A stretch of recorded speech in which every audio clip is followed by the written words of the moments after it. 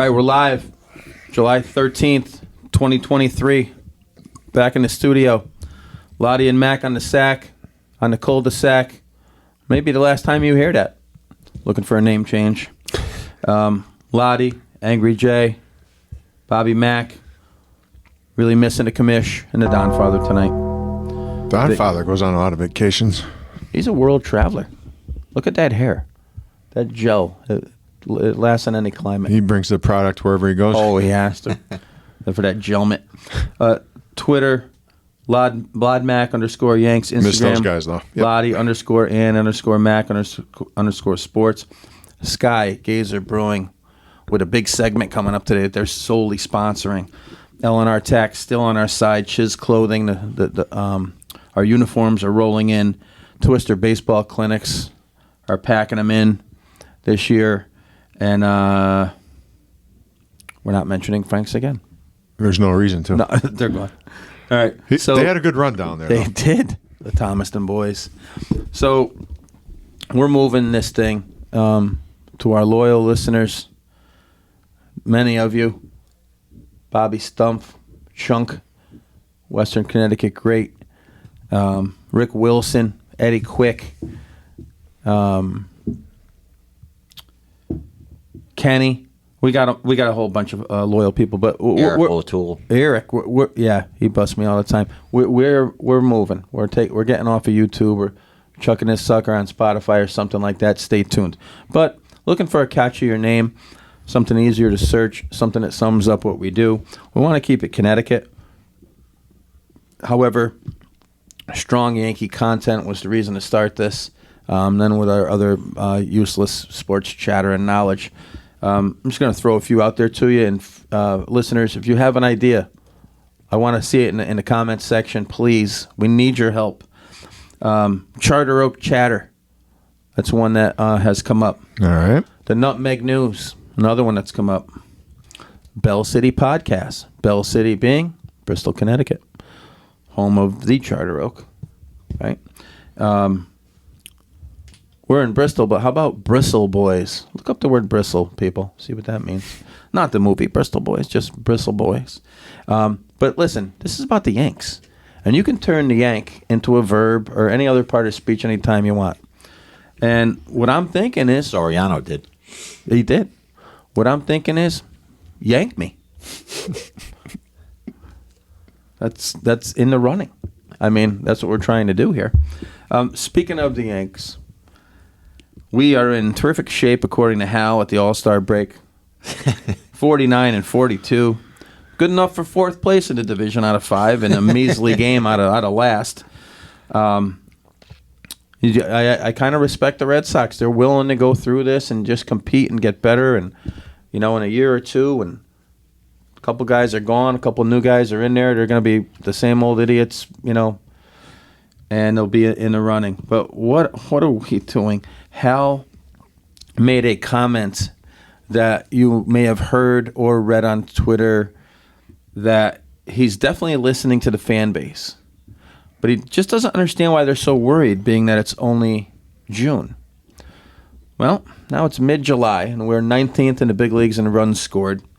And all of us agreed at the end of the run last year in September, this offense needs a major, major overload.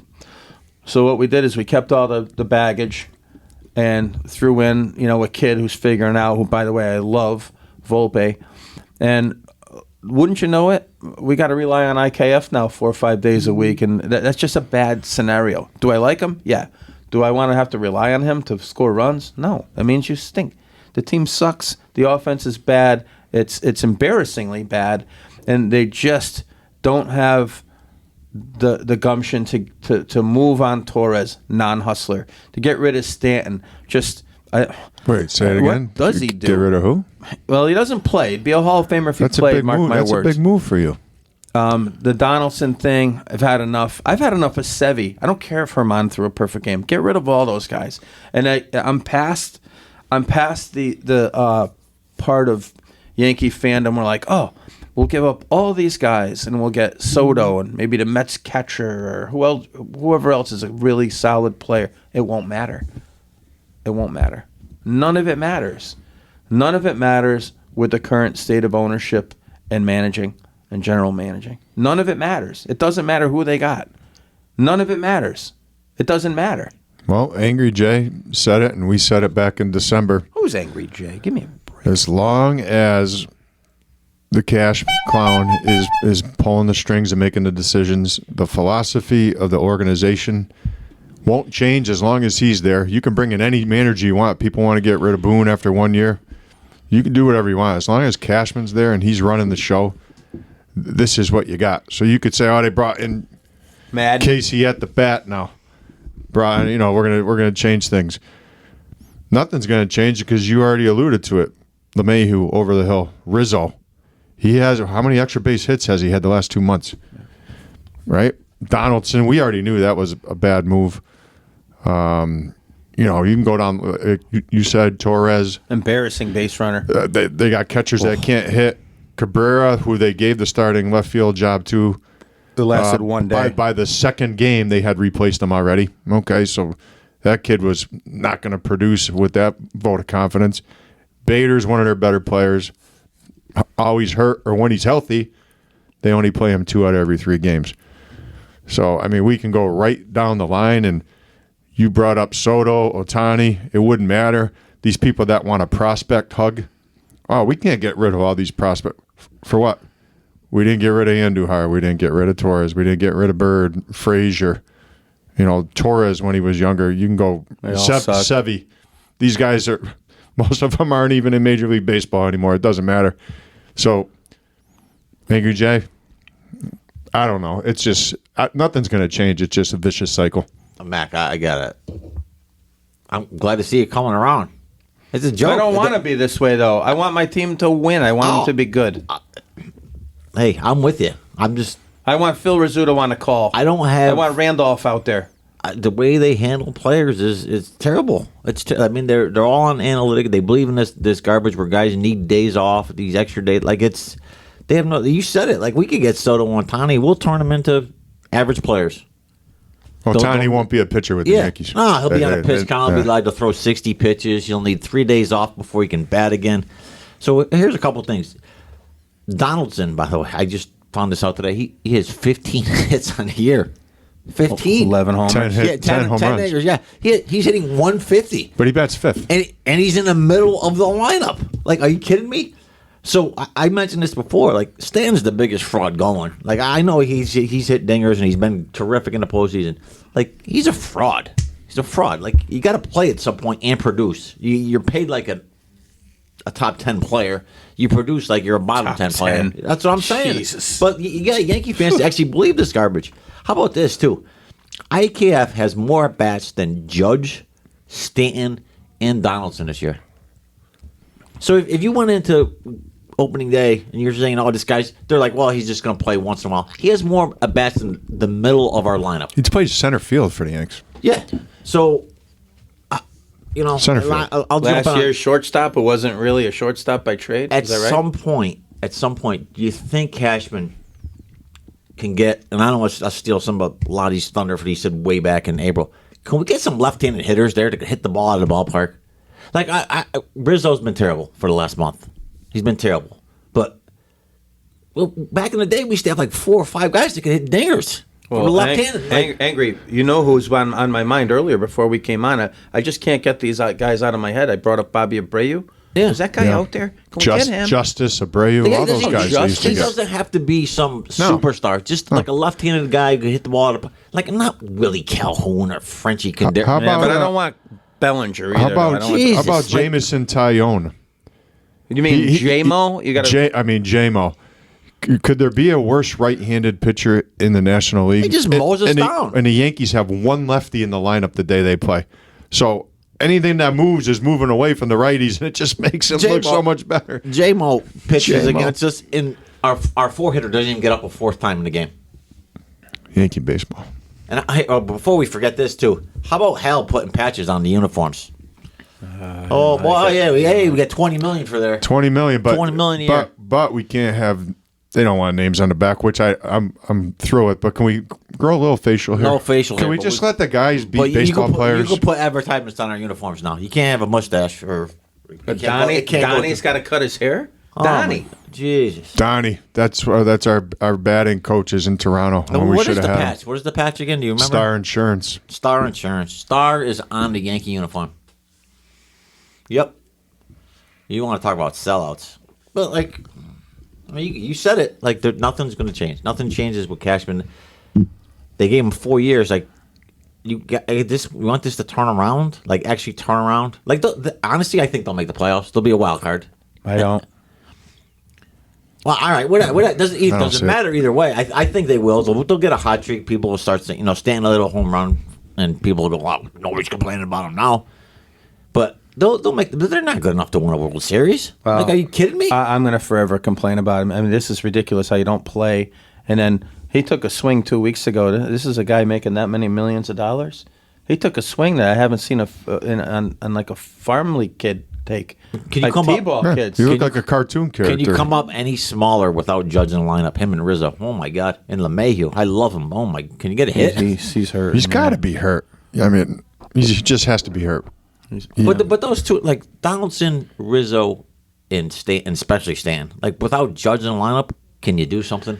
Rizzo and Stanton, Donaldson, I had no expectations, but Rizzo and Stanton, it's just shocking how bad they are. Loddy, he's paid 25. Donaldson's paid $25 million a Yeah, I year. know, but I mean, we pay him like a superstar. We said it a year ago when the trade went down. It was an awful trade, so I got again no expectations. But I have expectations for Stanton and Rizzo, and they have not delivered. I'm off. Who's of their best Boone. player? Who's their best player? Oh, boom. Volpe. He might be. Isn't that saying something? I'm off of Boone for this reason. Well, he Like- said they were special the other day. what? He said they're special. He's got to say that. He's trying to keep his job.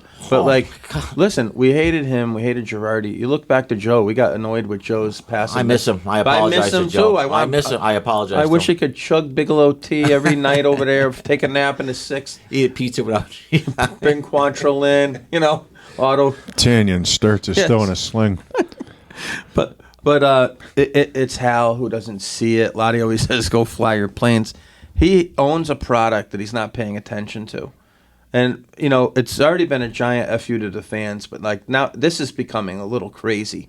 The systemic breakdown, top to bottom and bottom up, gutless organization, almost classless because they don't respect their hustle and integrity and playing hard. They don't even respect those attributes of a real baseball team. The Cash Clown is telling me last year, as a fan, to trust a process. They brought the same offense what back. process? To continue to suck? Trust that we'll continue to suck, and then we'll make up. Everybody on the team will have a nickname, and the Booney will make up, stories after the game to make it look good. He actually had some good at bats. What? We had 2 freaking hits. Loud outs. What'd you think of Kingman today? Right? But how much longer will the fraudulent fairy tale fable telling go on? Like, Hal, sell the team, please. Jeter will get some of his boys to ante up. Give me Jordan, give me Jeter. They want to win. I don't care what they've done at their other stops. They know they're with the New York Yankees. We need somebody to buy this If he wants to sell, it's fine. Just get somebody in there that could run the team. Like Cashman is old, it's stale, it's run its course. Like they gave him power in 2014 to run the organization, and it's been 10 years of just playing numbers. Like we haven't been good enough, and we're going backwards. Yeah, they gave him the keys, and he crashed it. And but they should make the playoffs. They have a $300 million payroll. Baseball isn't. It's You not. only It's got to not be like, one of the best 6 teams. I mean, Yeah. that's not. It's borderline Not hard. hockey. Like we made the playoffs a couple of years ago in the COVID year because it was the hockey tournament. We were like the 9 seed, and like it's ridiculous. Like we're not good. We're not good. And like I always hated the Dodgers and what they stood for, but look at them out there, man. They just continue to reload. They're not afraid to get rid of somebody. They're not afraid to get rid of somebody. I think Bellinger was an MVP, was Yes. he? Yep. Yes. See ya. Not producing, see ya. And then they bring these guys up and they become stars. Yeah, And Klay every time you Thompson's look, brother gets it's home. different I mean, names. Jesus. Bobby Mack and Angry J. The only way it's going to change, and this is not going to happen, is when people stop going to that park. But it's such a social event for the 20-year-olds and the social media people that like to put their crap on Twitter. They hang out in the concourses and they drink. They're not even watching the game, but they turn the turnstiles, all right? So they're coming into the park. They're buying the concessions. Until that stadium's got 20,000 people on a nightly basis, Steinbrenner doesn't care. It's a $7 billion franchise, and people go to the games, right? Okay, so Not going to change. my notes say that, and I said it last year, and I think you guys thought I was joking. I wanted to have rallies and go to places and go live on a podcast. I want people to get together and chant and make posters, sell the team, fire the cash clown, all this stuff. I want to make the T-shirt like the Goodell T-shirt on Barstool where he has the red nose. I want to make them for cash, but until that happens and they get hit in the wallet, there'll be no major change. They're just biding their time. And Angry and Loddy, do you remember going down there in the 80s? Oh, We could sit wherever we wanted. Yeah. And Early what happened? 90s, even the mid-90s, before the strike. And What happened? We went out there and got Louis. We went out there and got the Bull. Went out there and got Spike and Tony Fernandez. You know what I mean? Yeah, we had a baseball guy in Yeah, Get rid charge. of Noxie. We got Stanley in there. Yeah, we had a baseball guy. Noxie. there was a philosophy that when the stick took control, when Steinbrenner was ousted from Major League Baseball, he wanted guys that would work the counts, high on base guys, base hit guys. So he started with who? Wade Boggs. He started with Boggs, and it set the whole mentality of those 96 through 2001 teams. Grinding out at bats, getting into bullpens in the 5th and 6th inning. You know, remember all the years we played against Pedro? Yeah. Hey, let's just get his pitch count up, get him out in the 6th or 7th inning, and we'll score a run or two off the bullpen. Yeah. These guys swing at the first pitch. You know, like J-Mo, what do you have, 80-something pitches through 7 innings last week? Guys, you know how the baseball player has evolved with science, nutrition, and weightlifting? I mean, it's out. I mean, it's clear, right? Yeah. Utility player, you know, in the 90s, Randy Velarde. Him or IKF, gun to your head. Oh my God. It's Velarde. not even close. And as you know what, I kind of like Bader. I mean, maybe Bader wins this one, but Bader, Bobby Kelly.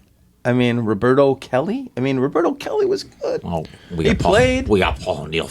No. I'm just saying. As a player? Yeah, he played. Yeah. And if Bader's your second or third best player, that's not a good team. He should never be your second or third best player. He's really, I'm not going to say fourth outfielder, but he should be batting 7th, right? He's batted cleanup last week. Even Volpe. Like, Volpe's been a nice. I mean, he's got through that slump now, and he'll learn from it, and he has a chance to be a good player. But, like, he shouldn't be batting near the top of the lineup. But they don't have a leadoff hitter. Who bats first on this team? They batted Judge first last year for a few games, and Aaron Boone's comment was like, well, this is not, you know, the football where with the wishbone offense was a good offense back for football. I'm like, what are you talking about? Rizzo batted leadoff. How about a few years later? Glaber, we got LeMay. Bernie or Bader. Are you serious? All right. How about Louis Polonia or any of those Left lefties fielder? we chuck in there? But like I got nothing against like. How about Deion James as a hitter compared to those guys we're chucking in there? Like I don't have any problem with Yeah, Cordero. How about come on. Ruben Sierra versus like, Stanton? I'll take Ruben any day of the week. He played. He With his drove patent in leather runs. shoes going to Jimmy's downtown Bronx Cafe after With the his game. purple outfit. It's I don't salsa. care. He showed up and he produced. Other than that fraud who can't play the outfield, like he hasn't been able to play the outfield for 6 years. Like, I don't want to what? Rizzo bash either, but I mean, No, Donnie, he's been bad. Donnie? Oh. Rizzo's done nothing for 2 months. He got hurt. Nothing. I'm telling you.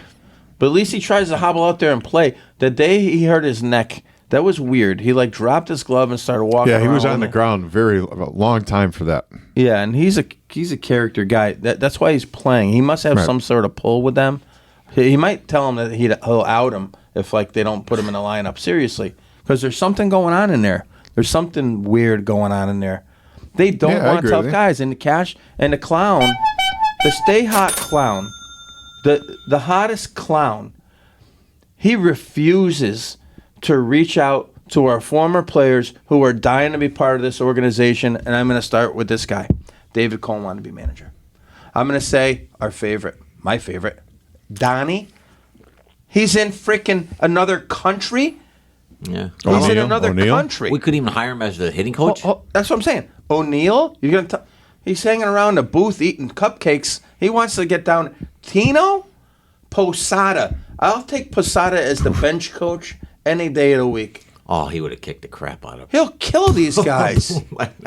He'll kill these guys. And by the way, this guy is starting to surface on these broadcasts now. Jeets wants in. He's stirring the pot a little bit with that Soto thing. I know. Because that was a challenge. Yes, because Cashman's not going to do it, and it's going to just cultivate more nastiness toward the GM. That was a challenge to Cashman. I did stay hot. He was saying stay hot.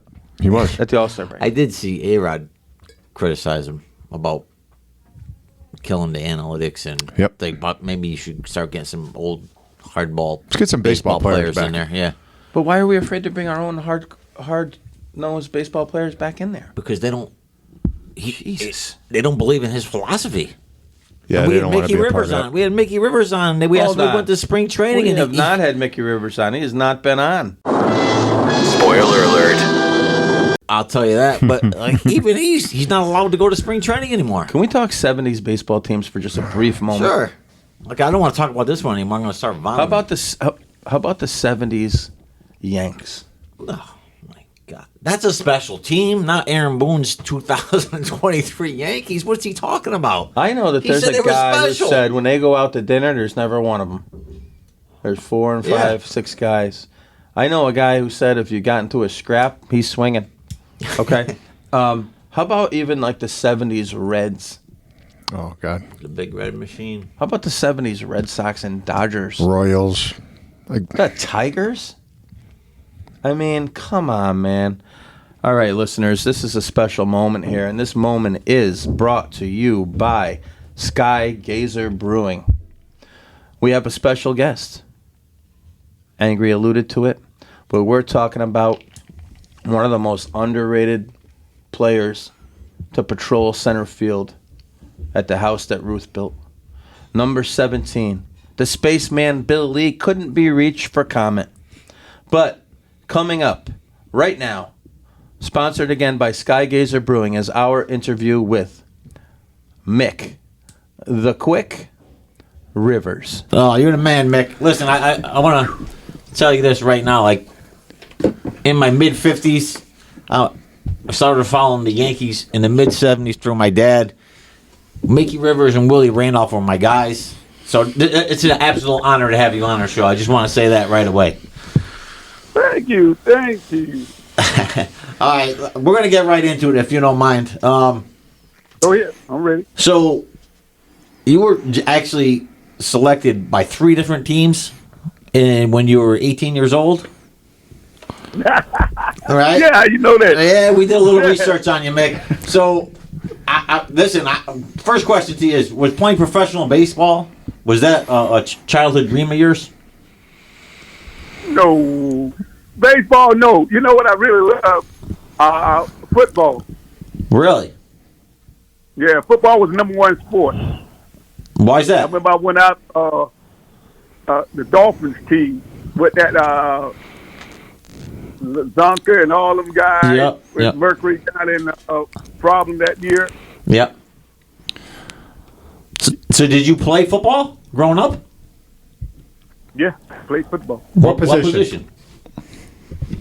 Well, you know, back then, you know how it was when you run the ball. You wasn't halfback was halfback, and I did some of the quick plays. They put me on the quick plays. Then you played a little defense too. You know, you go both ways good that back then. You know, now these days you can't do both of them. But I was going both ways. Play a little defense. They'll bring me in for a quick play, run a quick play. Then I go back to defense. All right. I love it. Well, growing up in Florida, I think you got to play football or love it because it's a culture down there. I have cousins down there, and it's Dolphins 365 days out of the year, and all those college football teams. So we certainly understand that. Mick, you kind of learned maybe at an early age after getting drafted by the Braves in '69 that baseball became a business. In September '69, you got traded to the Angels. Were you caught off guard by that? Not really. You was kind of glad, you know. I went over there with the Braves, and I looked up. I saw Hank Aaron, you know, and then they brought in a couple more other guys with me, young guys like Dusty Baker. I saw Ralph Guy. He was kind of older type with us, about four of us around the same age bracket. But we saw them got Eddie Matthews and who that Cepeda, all them guys that left from over there. Woo, what we That's a gonna hell do? of a team, Mick. I was kind of glad to try to get from over there. And then they say you go, never heard of Angels with that team at the time. I said, a young team, no players you can name, no top player besides Vergosi. What was Vergosi?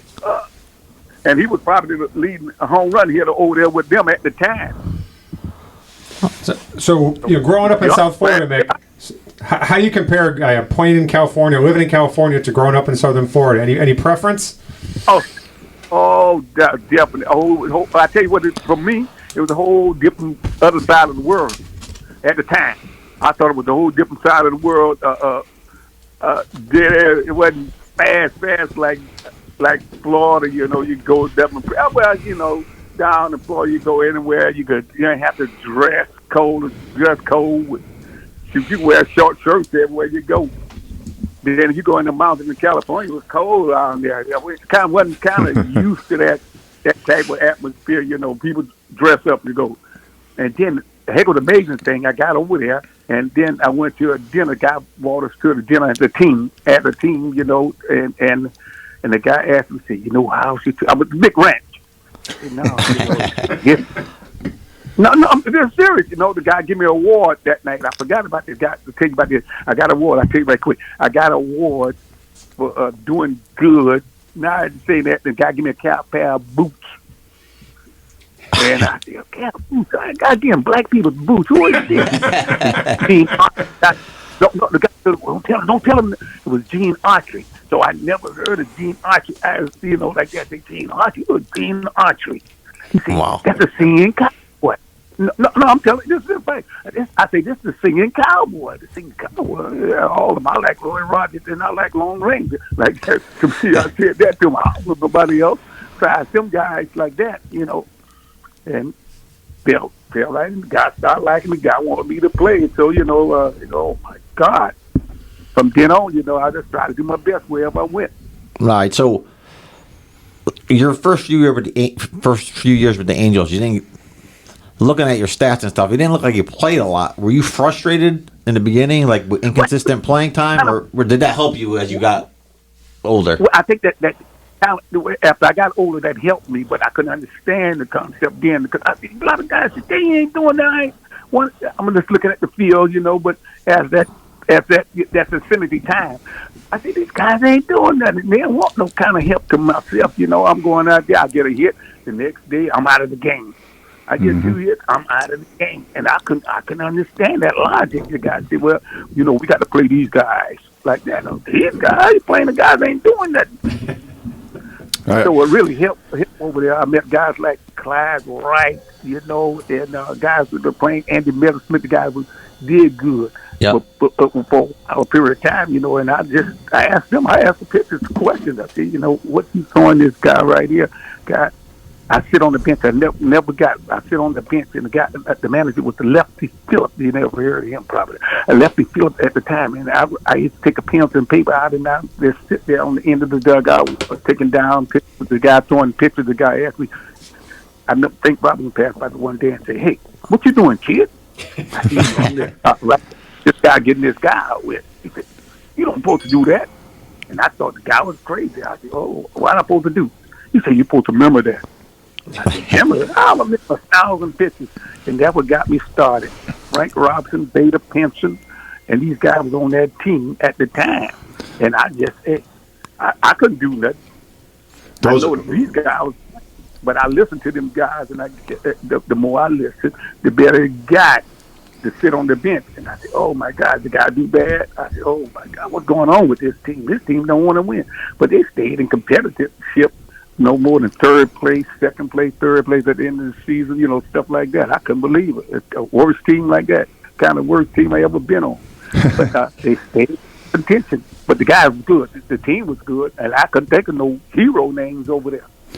Mick, what mentors you had there, and I think that might have helped you in '74 and '75. You became a full-time player for the Angels. You led the American League in triples both years and stolen bases in 1975. So how gratifying was that for you to finally get a chance to show yourself full-time?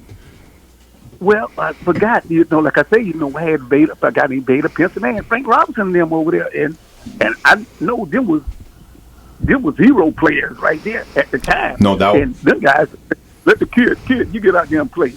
Me, and they were satisfied with the manager. They told the manager, hey, the kid play. We losing anyway, let the kid play. And, I was kind of scared, but I went on out there and I did what I could do best.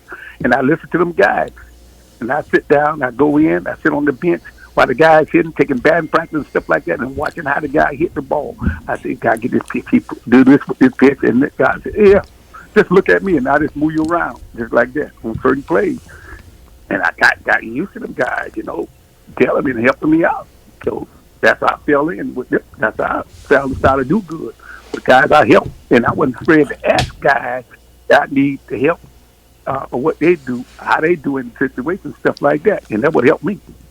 Nice. So you got traded in 1975, in December of '75, to the Yankees for Bobby Bonds, who was at the time the big name in the trade. No offense, but he was excellent. He was an excellent player. He taught me a lot of things over there with San Francisco. I used to live out there. We got a chance to see each other, and the guys, like I said, he was my history players right there. I love to see these guys. I asked, how you do this? And he was the leadoff. You know what I'm saying? He was leading off, and he was hitting the ball out of the park. He was doing excellent. And I asked the guys. I wasn't afraid to ask. I need help, and I wanted to be the best I could be at the time. And I asked him, and he helped me. So, did you look forward to coming to the Yankees, to the Pinstripes? No. All right. No. Why? Not, really got it going on with my wife, Cookie. Yeah. They call her Mary, my name Mary. But she the one really endorsed that, because I didn't care about coming over there. I was doing good over there with that team. Yeah. And my key thing was with the Yankees, not in that nature. I couldn't stand these guys. I wanted to always beat them. Yep. And I tell you, here goes a good one here. Catcher, we didn't like each other. Thurman Munson at the time. We didn't like each other. I told him, that kid, every time I get on base, I'm stealing 2 and 3 bases. He get mad with him until that first year. And I went when I went over there. Okay, I went over there. Roy Thurman hold the shirt up for me. And we welcome Mickey here. And I, oh man, guys, I got 2 of the guys that I really liked at the time. But yeah. So Mick, I fell in. Mick, great. Go ahead. Yeah. So you came over. You were 27. You became the starting center fielder for the New York Yankees, where Joe DiMaggio, Mickey Man. So that's one of the most prestigious positions in all of sports. Did you feel pressure? Yeah, but did you embrace it? Crap. No, you don't think of that crap, because I know I got to do good, and you following them guys. Look at what you said, Maggio, now. Oh, come on, these guys, history guys. You didn't try. If I couldn't live. When I asked Matt a question too, he's always give me the right thing. He was always attentive to Yogi. I remember he come over there. We taking batting practice and we swinging. So you trying to do good. Watch these guys standing behind you and they talking. Oh man, look at him. He swing like Yogi. I try to do the right thing as he watching me. They had Bruce Garden, Hank Bow, and these guys standing behind the cage. And oh man, I know you've been. Yogi been working with you. I said, oh my God. And go, leave the kid alone, leave the kid alone. That's the only thing got me endorsed with that stayed there. But I always wanted to go anywhere and do my best. It wasn't afraid to ask questions to none of the heroes. I told you, I had a lot of guys over. How about Scooter? They're not taking it away from Scooter. Holy cow. Yeah. He said, oh, come on, kid. Take me down. We work on the bases. Oh, man, this guy working. We stealing bases. This guy, they want me steal bases. I said, ain't nobody over here with the Yankees run. I'm just telling them, ain't nobody run. These guys don't like stealing bases. these guys, you can't hit, you can't play with them. These guys, no, at the time, I just, I can't think of nobody stealing no base. This guy is hitting. If you can't hit, you can't play with the Yankees. Yep. That whole team hitters. Mick, when you got traded to the Yanks, did you live in Jersey or New York City? And if you lived in the city, Jersey. what you lived in Jersey?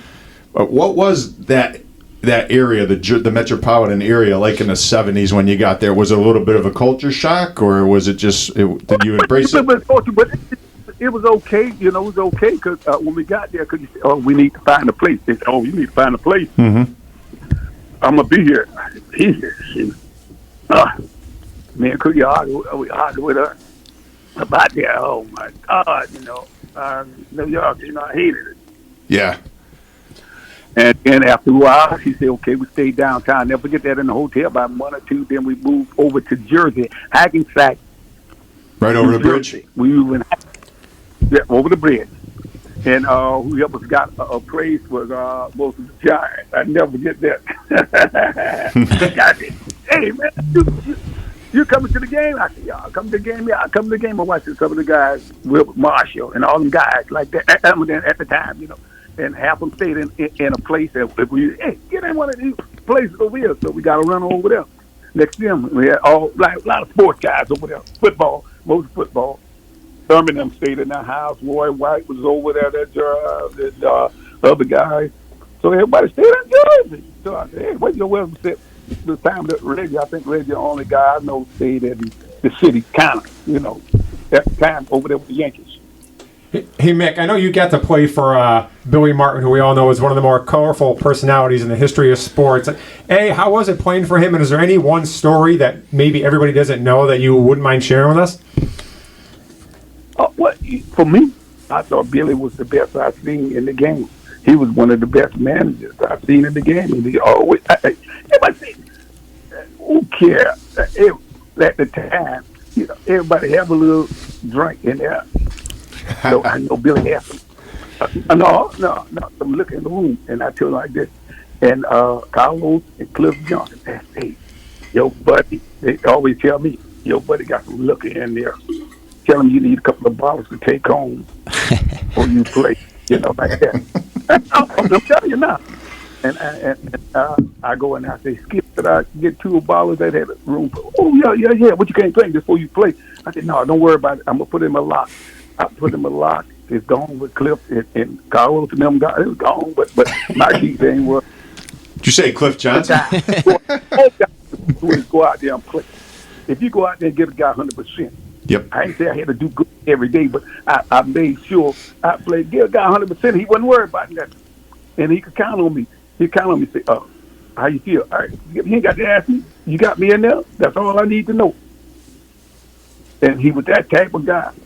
Everybody didn't like him because the first thing you hear, he's drunk and he's this and that. Yeah, come on. All right, yeah. So one of my first memories as a kid watching the Yankees Red Sox, where we live, we're literally an hour from Yankee Stadium, and if you go east from where we live here in Connecticut, it mostly turns into Red Sox fans. You go west towards New York, right? Yeah. So I do remember Lou Piniella barreling into Carlton Fisk as a kid in the big brawl with Bill Lee and Craig Nettles, and I do remember number 17 coming in and throwing some haymakers in there. My question to you is: do you remember anything about the fight, or it? No.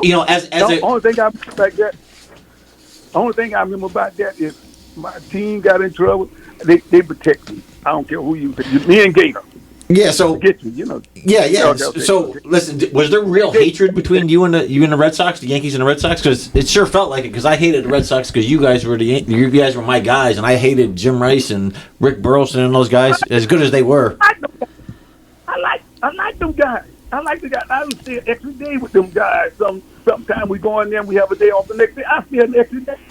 That guy, hey, I said a fight broke out. Hey, my guys fight, me and Gator. If we don't be the first 2 helping, it wasn't no fight. And we'll fight together. We fight together as a team, in and out, each day, wherever we go. We was together as a team. Anytime they go somewhere, if about 4 or 5 of us, we go. And we do everything together. Nice. I like that. Like it. Hey, That's how I was going with us. Mick, I want to talk to you just a little bit about the 76 ALCS Game 5 when Brett ties it up in the ninth at 6, and then Chambliss hits the home run to give the Yanks their first pennant in quite a long time. Just to kind of describe that feeling, did you worry about your safety and getting off the field as 10,000 plus people were rushing the stadium? Could you give us any recollection of anything that happened that night? You know, I hung with some of the people, you know, and the people love me, so I didn't worry about that. I give them a cap or something like that. That's all. The majority was somebody wants a cap and shake your hand and stuff like that. But you didn't want them to rush on you. You running in, you had to knock a couple guys off. They running, he's knocking everybody down. Yep. But I'm just saying. I stand out there, I talk to these people. You know, it didn't bother me. I'm so different, you know. The people didn't bother me. I love the people, and the people loved me at the time. When Chambliss hit that ball, Mick, did you know it was gone? No. No. It's because it just cleared the wall, right? But well, you know, we was happy anyway. We were playing good. Yep. So, you know, it didn't so different. We were playing in a good pace, so we all was happy in that manner. And you had to have a lot of respect for the Royals and George Brett, that budding rivalry, and that was a great rivalry. That was a solid team. Yep. Yeah, they have respect. You know, Frank White, he started to play, and he was there. Heyman's older. I'm sorry. Yeah, no, I saw Hal McRae. Yep, I remember all the guys. Frank White. And you know, some guy was solid. Yeah. So, listen, this is one thing I didn't know, researching Mickey Rivers last night. I didn't realize you finished third in the American League MVP voting in 1976. Listen, I want to apologize to you right now. Like, I was shocked. I knew you were a really good player, but your first year to the Yankees, and you finished third in the MVP. And then in 77, when you guys won it all, you finished 11th. Like, did you need that validation, or you want to talk about that a little bit? No, but the key thing was I wanted to spin us in the pace to keep it. If I got the Yankees in a good standard, I know with the type of players we had, we could play with anybody. We could play with anybody. The worst thing I seen was the first game we played against Pete Rose. That was my worst outings in history. Yeah. Well, you know, I saw a lot of guys that intimidate you, and guys intimidate when I got there because I was older. But guys intimidate, but them guys just intimidate you, like you know. And I sit there with Griffin, and I was talking to Griffin. Oh my God! And Foster come up. Yeah, big red machine. And we just calling each other names and stuff like that. And then you go back. Oh my God! These guys I want to play with, friends. And man, the guys beat the crap out of us. I didn't do nothing. Sermon and Chris, if I was the only two guys really set a tone. I was just out of it. I was out of that first game. That series. I was out of that. I couldn't do nothing, and I made my mind up again. Now I got to go back to the drum board, and I got to play like Mick played.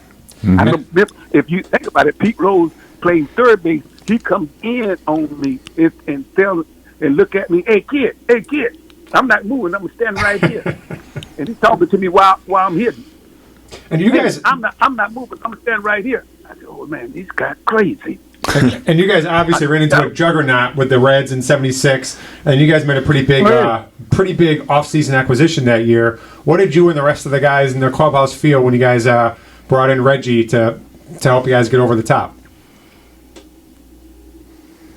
Oh, I love the honesty. I was thinking the same thing. Oh, brother. You know, Next question. Oscar could have did that. Come on, man. You know, a person fine, long as stay there. It wasn't me. I don't like nobody over the team. If the team wants and everybody there, hey, you argue with him. If we're on the same level, I don't like no old heads and then thinking of a boundary. And then we made it like it is a prejudice standpoint. Come on, man! I go out there. I'm gonna play with you. You love me or you don't. I don't care who it is, black, white, whatever. I didn't want that to come between me and the player. and when it was changed to me, we brought that kind of flavor. I said, "Oh my God, man! Hey, if somebody do something wrong, there's a difference. Just go and talk to the guy. Man, we go out. Put it that way. After a game or two, we go. There wasn't no he's black. We go here. The black people. He's white. We go here. No, we go out together as a team and we play. And that was all about at the time. I ain't had no individual. Oh, I don't like him because he this and that. No way. I love the team first attitude, Mick, and it certainly showed in your play on the field. I'm a big Thurman Munson guy. He's my all-time favorite athlete. When Reggie said that stuff in that Sport magazine article, did it rub you guys the wrong way, or were you there to play baseball? Come on, go. But after we know from the dip down, we gonna go out there and play baseball. Exactly. We know what he said, how he said it, and it took out like this. I'm the strong. No, which one? I'm the star third. I'm the star third Drake. Come on, please tell me. I'm the star third Drake. So, in that little moment, could you hear me? Yep. Yeah. You're good, Mick. Y'all hear me? Yes, I can. Come on. How you gonna put Thurman in a situation? And not only the captain, Thurman was a player for the people and the team. Put it that way. And I ain't never seen nobody like that.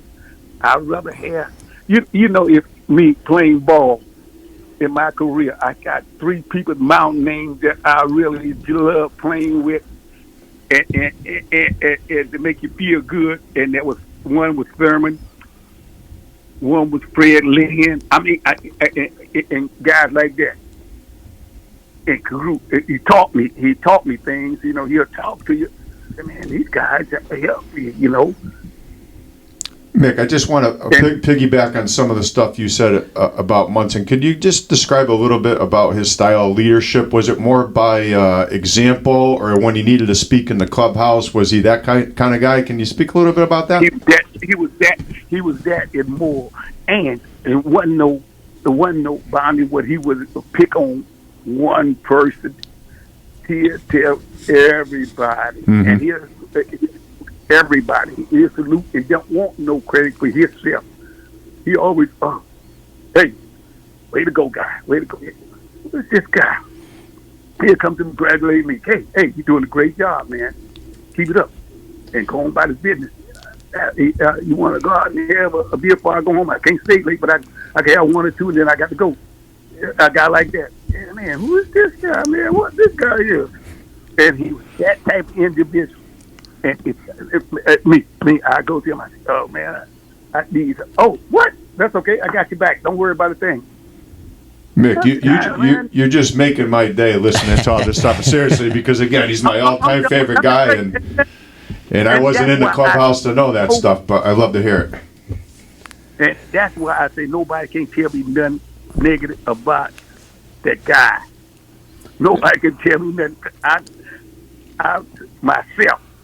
I don't need nobody to tell me, Thurman. That is this and that. No, I experienced it myself. I told you, the first time I come over there, I ain't like Thurman at all. I sit there, as the time went by, we were so close to his dying days. He said like this, every time I come around, hey, how you feel today? This today? Damn, this guy take care of me. Every move I make, this guy take care of me. So, everything I say. Hey, Mick, so could you feel like the tension between, Thurman and Reggie and Billy and George, was that palpable? Is that something you guys could all feel in the clubhouse? Well, we had veteran guys, and we know the difference. If we left it between Thurman, Billy, and Reggie, we know what we had to straighten out, and nobody couldn't come to us and then try to knock Thurman or Billy. They might say what they want to say. I really was drunk, or did he say this or do that? Hey, the man let me play. The man protect me. Hey, and I got to go out and get a man 100%. And every day I feel like, I owe the man something because the man let me play. if I had to come to me, like, say, you want to hit? I said, no, I ain't gonna take batting practice today. Oh, yeah, okay, good. You be ready for the game? Yeah, I'll be ready for the game. Don't worry about that. Hey, well, what you want? What you need from a man? What you need from a man? He's watching your back. What you supposed to do? Oh, well, you know, I'm gonna watch his back. Were you? Let me ask you a question, Mick. Were you in center field that day in Boston when Billy replaced Reggie with Paul Blair? What are your thoughts about that move? Well, for me, I'm talking about the whole day. That was kind of a Blake move because I didn't see it at the time. I thought one thing was going on that day. I think I saw Reggie. He come up on a couple of balls, so I saw he wasn't judging the ball right. And I caught a couple of balls. Billy said, "Hey, why you caught that?" I said, "I called for it. Never forget that. I never forget that. That's twice. And never forget that. That's twice." And when that ball went down the line, like that, he went over there to pick it up. You know, I just know. I know Billy didn't like the style of that, but I thought he was me. For me, I just thought he wouldn't. He didn't pick up the ball the whole day for me. To me, and I ain't no favoritism over him. And that's the way I feel. I said, damn, man, he can't see the ball out here. Something. I had to run over there twice. All right, so listen, you led the league in batting average, and then you guys played KC. You played the Royals again in the ALCS in '77. Going into that game 5, there was the big brawl there, the fireworks where the ball, Brett hits a triple that's just out of your reach. And it's funny you had mentioned you and Gator earlier said Brett slides into the third. And thinking back about it, when Gator was right in there. Yeah, the starting pitcher, as soon as Brett threw a punch, Gator was tackling Nettles. Yep. I know you had to have it, Gator. That if you want anybody by your side, Gator's gonna be there, Mun's gonna be there, and no doubt about it, and a little bit of loot. And that what made the team. That was made the team more powerful. Yeah, guys that's gonna lead you straight, and that's what you did. That's what it is. Hey, now these guys gonna go. What I'm gonna look? I'm gonna look foolish. All right, so later on in that game, you have a huge single in the 9th inning that nobody really remembers, other than a few diehard fans that are sitting here talking to you. Absolutely huge, the biggest hit. It leads the comeback when you guys go back to the World Series in '77. This time, what were your thoughts and feelings leading into playing the Dodgers after having lost the year before to Cincinnati? Well, we know we were ready. We were ready to play then. I told Mr. Steinbrenner on the plane, look, don't worry about it. He got mad with me. He lost 2 games. or something like that. Yeah, you won 4-2. Yep. I say, look, we gonna win this, so you ain't got to worry about that. And I started helping serving food on the plane to the families and stuff like that. You know, put on the girl apron, and I helped. I said, he said, "What you doing? What you doing?" I said, "Hey, what you worry about? You just sit down and relax. Don't worry about this. We'll take care of this. When we get back home, we don't worry about a thing." All right, so you're that confident. All right, so you guys, like you said, you guys won in 6, and then in the game 6 there, Reggie hits the 3 home runs, the clincher. Like, can you talk about that performance just a little bit? Like, I at the time, it was the first time since Babe Ruth had done it. It was, to me, as a 7-year-old, it was unbelievable. Well, you was happy because you on the team and you wanted to win, and you put out the guys were playing. Yeah, all the guys were playing up to par. They were playing good. So you know, it was time for him to do something. It was time for him to do something. I love it. What's special? It was time for him to do something. What did he do? What my name? Mr. October. What about January, February, March, April, May, June? Come on, do something. We got you over here, but you supposed to do that. What else? That's right. All right. I mean, you over there. Everybody getting 100%. If you watch the game, everybody played. We played hard. We up the par. You definitely we in the game. Yep. We in the game. That ain't the game where he stuck his butt out, did it? Remember that play? Yep. Stuck his butt out in between the first and second base. I didn't see it like that. I didn't never understand. You didn't see it like that? Is that what you said? I didn't understand that with that ump. Hey, Mick, '77 seemed like a walk in the park compared to '78. What a crazy year! Like Gossage comes in and kind of takes Sparky's thunder. We're 14 games back. Come on, how you gonna come in with the Cy Young? Can't get nobody. Yeah, no, we were Sparky guys, and after the All-Star break, you're 14 out. I'm a Sparky guy. I'm a Sparky and the Thurman guy. Absolutely, and they helped me. I can't believe I couldn't believe that. Please spare me. How you gonna bring somebody in like that? We couldn't believe it either. I wouldn't even want to play. I'm backed up against the wall. I didn't really want him to come in no games.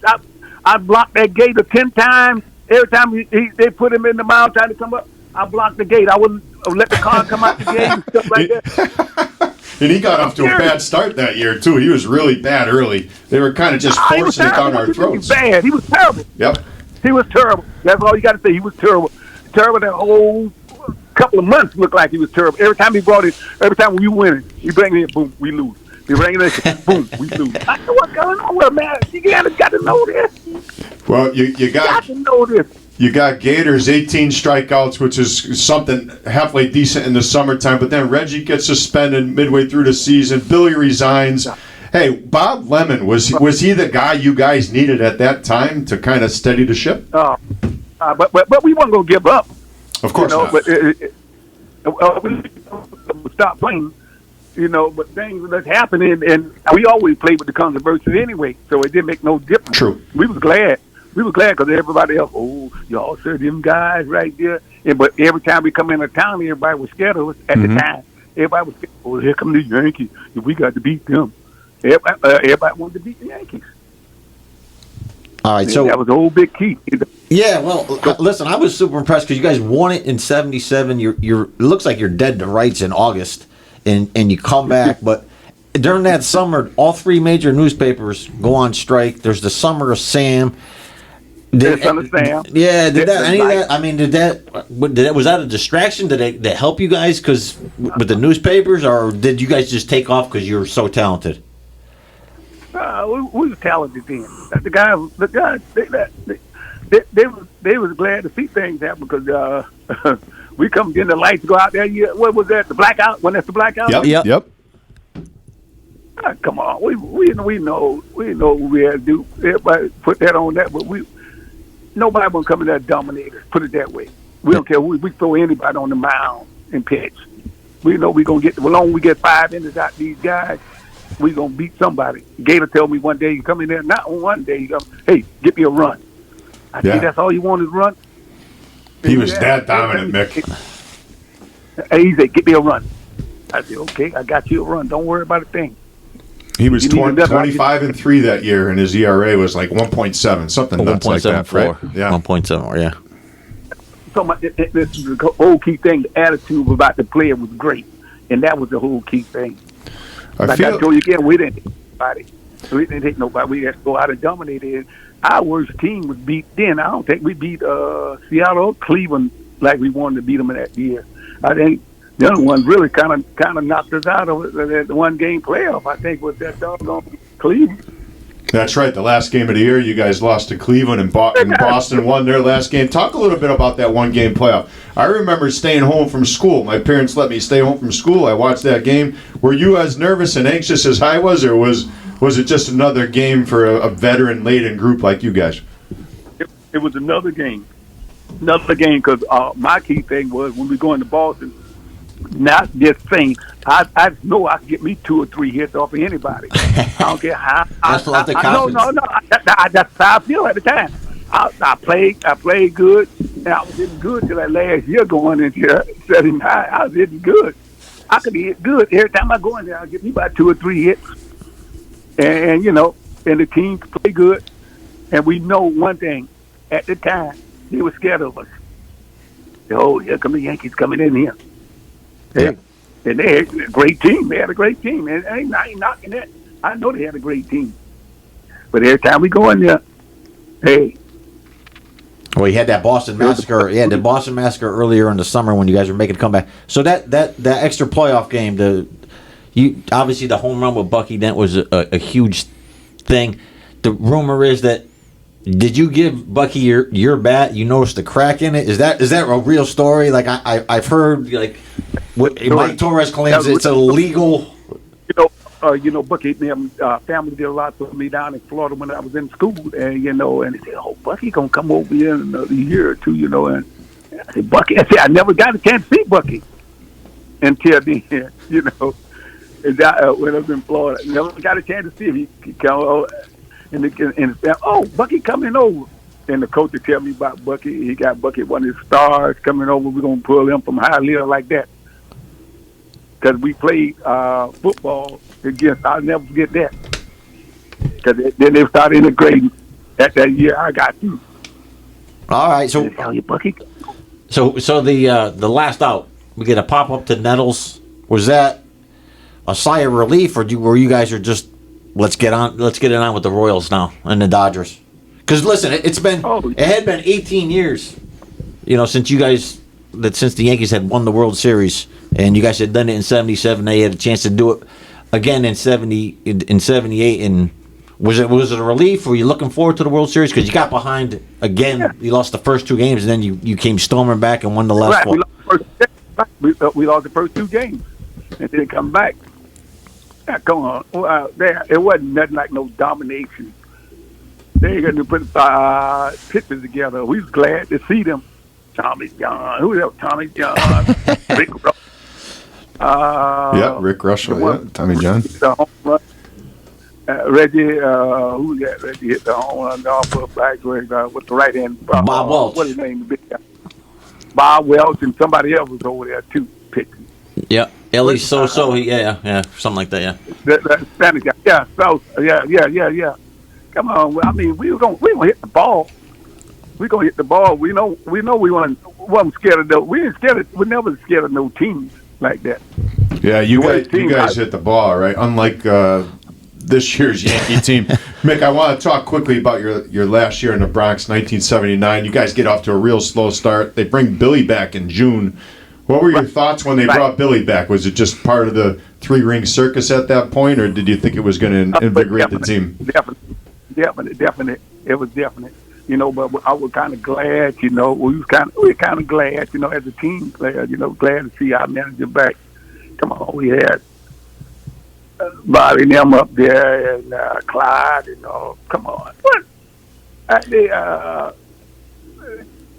They sit on the bench. Our manager sit on the bench. He didn't say nothing, like that. Play ball. Go out there. We go play ball. They put us in the lineup.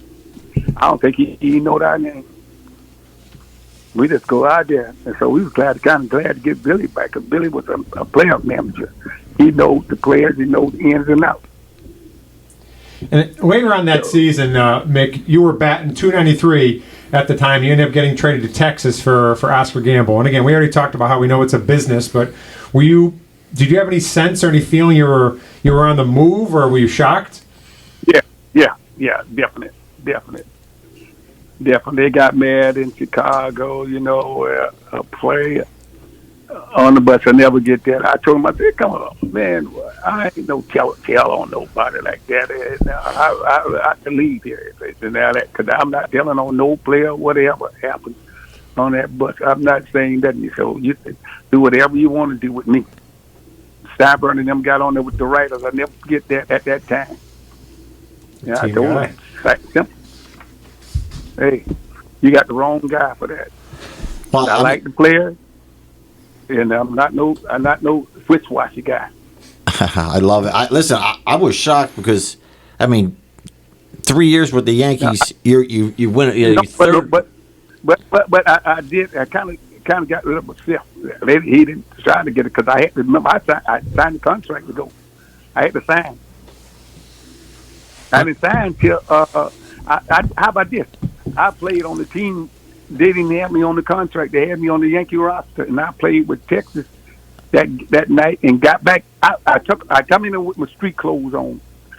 They put me in uniform. I played the game, took off my clothes, my street clothes, played the game, pitch hit, got a hit, put my street clothes back on, and then the guy told me, "Oh, you still on the Yankee roster? You still signed with the Yankees? How you like that?" I was still on the roster. Only way they had to get that off there, they say George said they got to pay me more money. They had to pay George more money, and then George a couple of more pitchers, a player, for me to only go over there. And they told me, I was in there in the office with them. They say, okay, we won by 5 or 6 games with you, and we lost 1, and we need to keep the games. Will you really sign this contract here and there? And I talked to my wife, and she said, go ahead, we'll stay here. And that's how they got me there. That's how that really happened. Wow. All right. You learn something new every day. So I'm trying to tell you now, now I got on that roster because I was still on the Yankee roster. All right. So according to Baseball Reference, you got traded on July 30th of 1979. 3 days later, the captain, Thurman dies in a plane crash. Like, I know it's probably not easy for you to talk about, but is it, like, where were you? I mean, do you remember? Did you end up going to the funeral? I just remember they were supposed to play the Orioles, and Yankees were talking about forfeiting, and they came back. And no, I went to the funeral. Beautiful. But here's the key thing. The key thing that I think Texas was coming to Cleveland anyway to play the next series. Okay. And I was there, and I had the place there. You know, we was living there. Okay. I didn't know that. All right. Yeah. So when I come there, I said, okay, I did went to go to the funeral. I went to the funeral, and the Yankees come. I never seen that with Steinbrenner and the brother, and some of my favorite singer was there. I never forget this guy. Who that was? Bobby Darren or something like that. The singer. Remember singing? He was a favorite because I remember he was singing the song there, and I was sitting right by Diane. Matter of fact, I might have been laying in Diane's lap. The kids were looking at me like I was the kid. You better ask about that. I think that was me. And crying, and I was crying and stuff like that. That's tough to listen to, and no, we could obviously feel the emotion in your voice. I remember that day. I remember that day like it was yesterday, and I know these guys did too. So I thought, I sound like cartoons. After a while, everybody still, that was it. Mick, just to move on very, very quickly to like your post Yankee days. I was actually at this game. I don't know if you remember this. In August of 1980, in August, you led off a game against Tommy John and hit a home run at Yankee Stadium. Do you remember that game at all? And how'd you feel about that? No. You don't remember that game? No, I can't remember that one. You can't remember, but I mean, your last year in that's okay. Your last year. I got a weird memory, man. I don't remember much, but I remember the Yankees. That TJ, by the blue. All these tough hitters. Tommy John, by the blue. Palmer. Yep. Jim Palmer. Yep. Cuellar,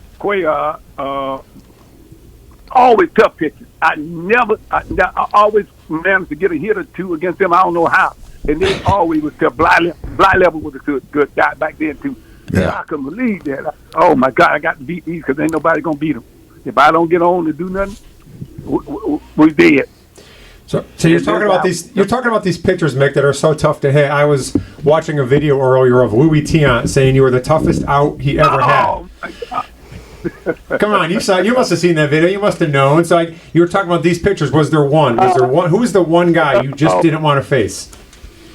I thought the one guy I really didn't want to face was Nolan when he got good. I mean, me wasn't fair. I was afraid to get hit the way he's throwing the ball. I got over there with him in the Angels, and he started learning how to throw, how to come, how I control his pitches. Well, he was wild. One time he was wild. I had him and Andy Hassel, the wild pitchers. I said, oh my God, what kind of crap is this? I was nothing hit me. And I learned, and I, like they said, these guys was tough. Palmer, Cuellar, him. Yeah, well, Fly level. they're big names. So let me throw it back to you. So those are the toughest guys. How about who did you really look forward to hitting against? You wouldn't know Come on, him. listen, that's all right. You wouldn't know him. Just look who everybody look for. Put it that Marty Patton. Okay, You he pitched for the Royals for a little while, right? Yeah, right. Oh my God, so Marty, the ball looked like it just. I tell you another guy too. Yeah. You wouldn't believe me, but Catfish. Really? Oh my God, the ball looked like a grapefruit coming to the plate. And, That's great. This guy throwing like this. Oh, how he made it this many years. Oh my God, Yeah. We always tease. him. Nothing like that. How they guys we did in there. We always tease each other. And that was it first started out. Lou would jump right on him right quick, and we'd go from there. You little country pitcher, and we go from there, and that would make that team more valuable that way. Because them guys, we wasn't afraid. They wasn't afraid. The big guy was afraid. If you were little and you were scared to talk, he was through in that clubhouse. You had to say something. And that's what I get Reggie about. If Reggie would have spoke up with the guy in the clubhouse at the time, and the guy was saying this, that he would have been better. Better than to say what he said about Thurman. I mean, he'd have been better because he was said something in that nature, and the guys pick up. He was just wasn't saying nothing. He'll say something to the press, or he say something to the guys in there. When we get on each other in there, we got on each other. He did a bad swing, or he missed an out, or something like that. We got on. Hey, that's $50 in the fine bucket. and Yogi's the judge and stuff like that. Come on, please. Now, who like Yogi? Oh, yeah, look at that swing. Hey, Mick, you were one of the better hitters in baseball for the, mid 70s, late 70s. Even in your last year, you batted 300 for heaven's sake. How do you think your game would have translated today with all this garbage we see with the exit velocity and the launch angle and the home run or nothing? Like, you got on base, you made things happen on the base pads. It seems like those guys aren't valued as much anymore. What are your thoughts on that? These guys are great. They're getting all the attention. They could do this. They got everything, weight equipment. They get to eat good and all this stuff. But now, everybody for themselves. Right. Everybody wants to for themselves. If the guy would think about the team, hey, I want to help the team do this and get the team in this standard. If I have to take this and take that. No. Everybody for themselves. They say, oh, man, I get paid $10 million. I hear the guy, I get paid $10 million. What? How long you think you're gonna get paid $10 million if you don't do nothing? And that's the way to go. I sit there in spring training and watch these guys. Bad work ethics. Right. Bad work. I mean, the guys don't want to do nothing. They don't want to do nothing. Mick, are you still interested in baseball today? Do you watch it? Do these rule changes do anything for you? Nothing, right? No. Every now and then I say something. I just say something to the kids. If I go into the schools and stuff like that, I talk about this values or this, what they have self-values. Don't wait till you get there to pick these things up. There's quality things you pick up as each day. That's how you make yourself better. Yeah, they have good work ethics. No, they don't want to have no work ethics. They want somebody to give you, take this.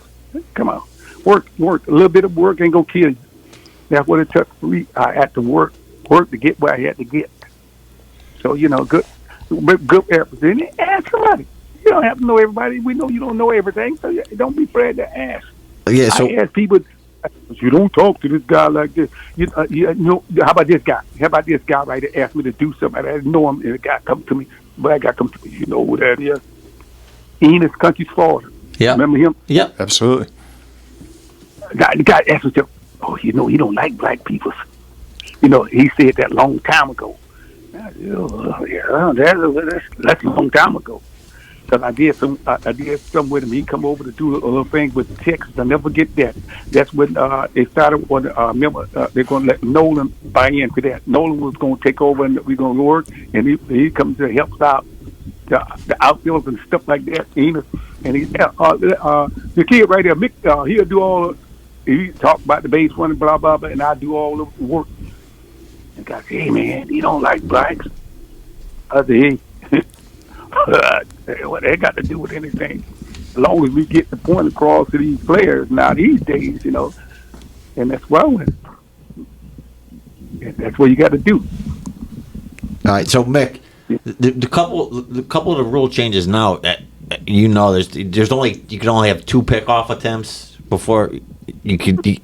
All I know is you stole 70 bases in a year, and you were always at the top. But like, how many bases could you steal nowadays? With 2 you can only throw over to twice.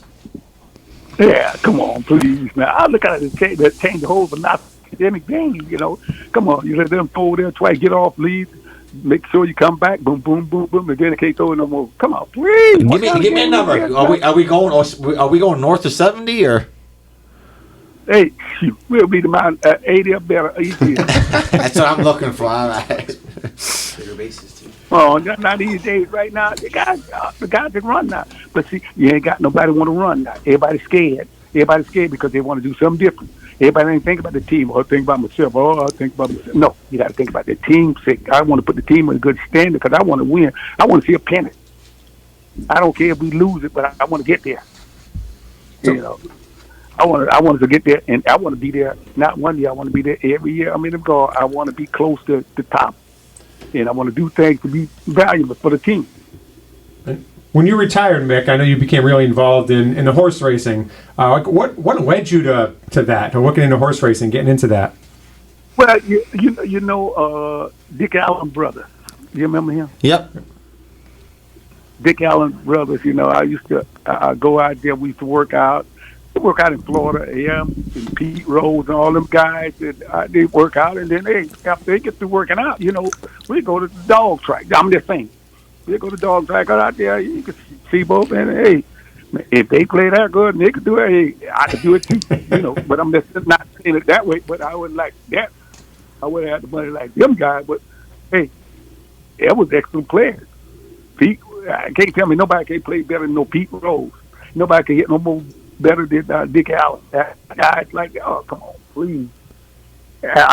Scoot was one of the best hardball hitters I've seen.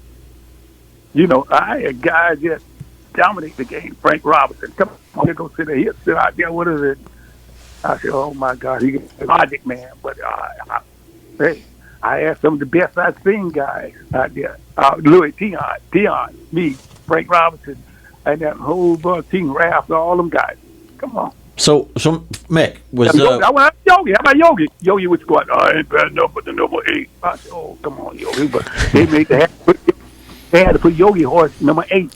He wasn't bet no other size 8. I know for a fact.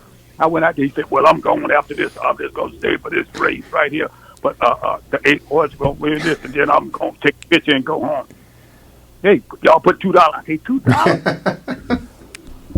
And I remember he put $5 on the horse. Then when he collected to go home, I got to get back home. I said, oh yeah, Carmen don't want to see you left home. So he had to get back. but I'm just saying, that's how I was at the time. All right, so the guy was Soundburner took us out there one time to trot us out in Florida. I remember he gave everybody $100, okay? Whitey Ford and Mantle was riding the horses. It was in the sulky. I'm trying to tell you now. Oh, y'all put y'all bet them 2 and let's go. Put $15 on $15. He gives $100 a bet.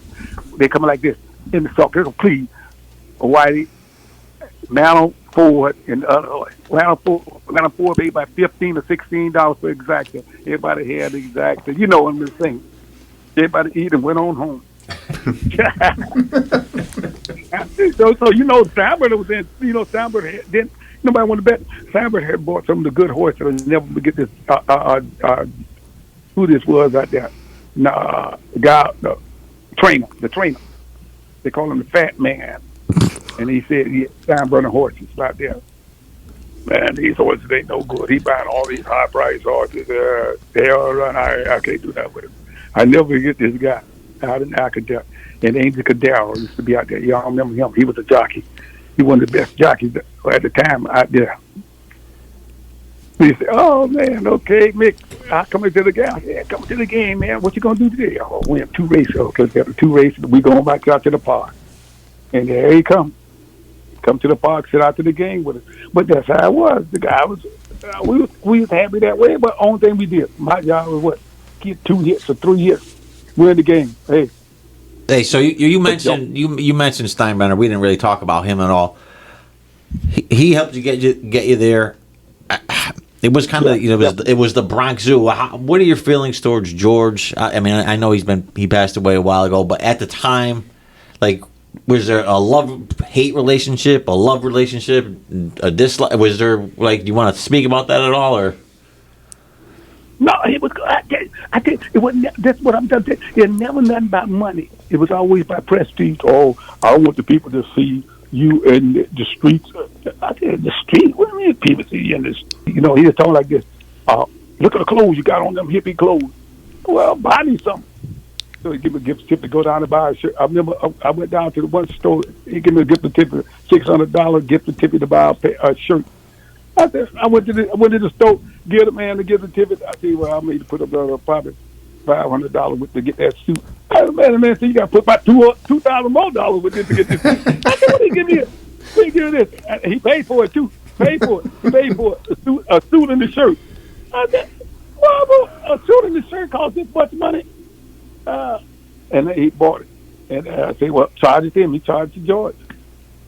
Shoot, there ain't no news to bring me down here. I'm trying to get a shirt out of here. Collar shirt. He liked the collar shirt. And you had the haircut and you had the shave and stuff like that. Come on. Yeah, they still do that now. They still make the guys. There's no facial hair. Let me ask you this. Man, I saw them guys come over there the first year. Somebody had face hair, didn't? I thought they had face hair. No. I don't know about maybe that. 1 day growth, but yeah, past that, I don't think so. So I don't know nothing about. Let me ask you this, Mick. You talk finally about your teammates and stuff, and are you still in touch with any of the guys? Do you ever, you guys ever get together? Or you just anything? Willie, you see Willie, Roy White, Bloomy, Ronnie Bloomberg, and Cliff Johnson. Who else? I saw Brian Dahl not a while back. I saw him, and a couple more other guys. Dale Austin, a long time ago guy. He called me a week ago. All right, beautiful. I'll probably see a couple times. Yep. We talked. They had the Yogi Golf thing. Oh, okay. Yep. So whatever you call that. They had that, and all the guys just go out there and make the guys they could. What left. Rick Cerrone, we see him. He's another famous guy we love. You know what I'm talking about? Oh yeah. Yeah, Rick Cerrone. Yeah, the catch. Yeah, absolutely. Listen, Mick, we've been going at it for an hour. I could probably keep what we doing. Yeah, it's been a blast for me, man. Like I got about 100 more questions I'd like to ask you, but I will say this: what you got Willie, like you and Willie Randolph were my guys. You got anything about Willie for me? Oh, I tell you, it's his birthday today. No, it's Willie's birthday today. Do you know that? Yeah, he called me Petey Weekstraw. Say it for you here, Petey Weekstraw. When you ever say that, you ask me, hey, I talked to Petey Weekstraw. You ever talk to him? You say, man, I talked to Petey Weekstraw.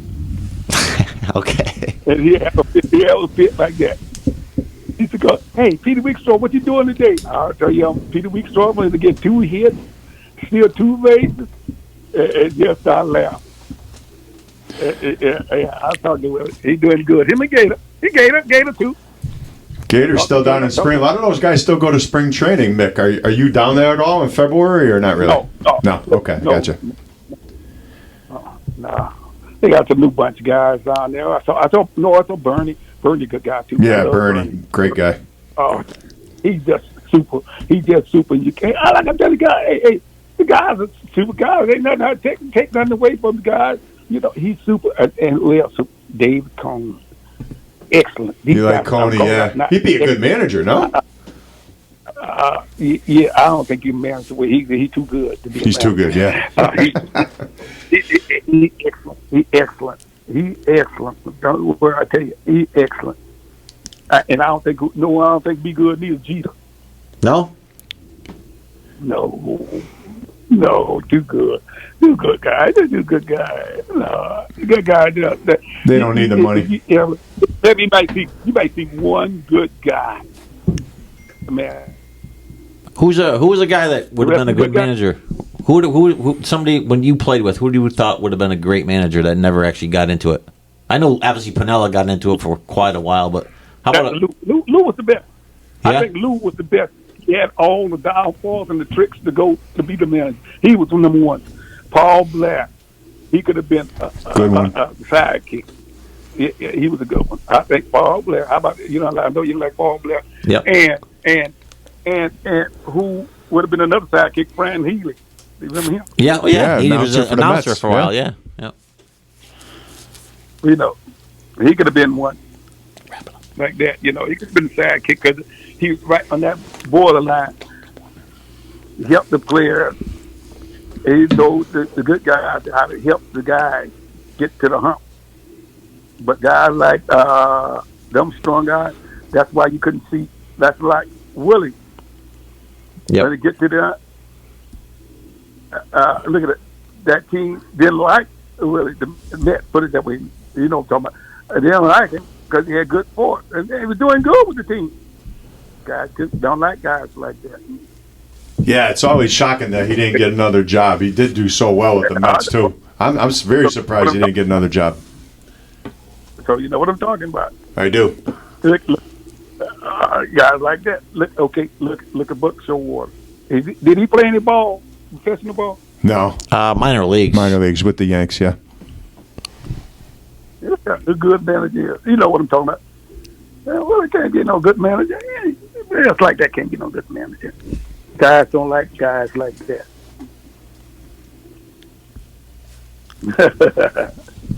All right, Mick. Listen, we're gonna let you go. I can't listen. As a diehard Yankee fan, growing up in the '70s, like Mickey Rivers and Willie Randolph were my guys.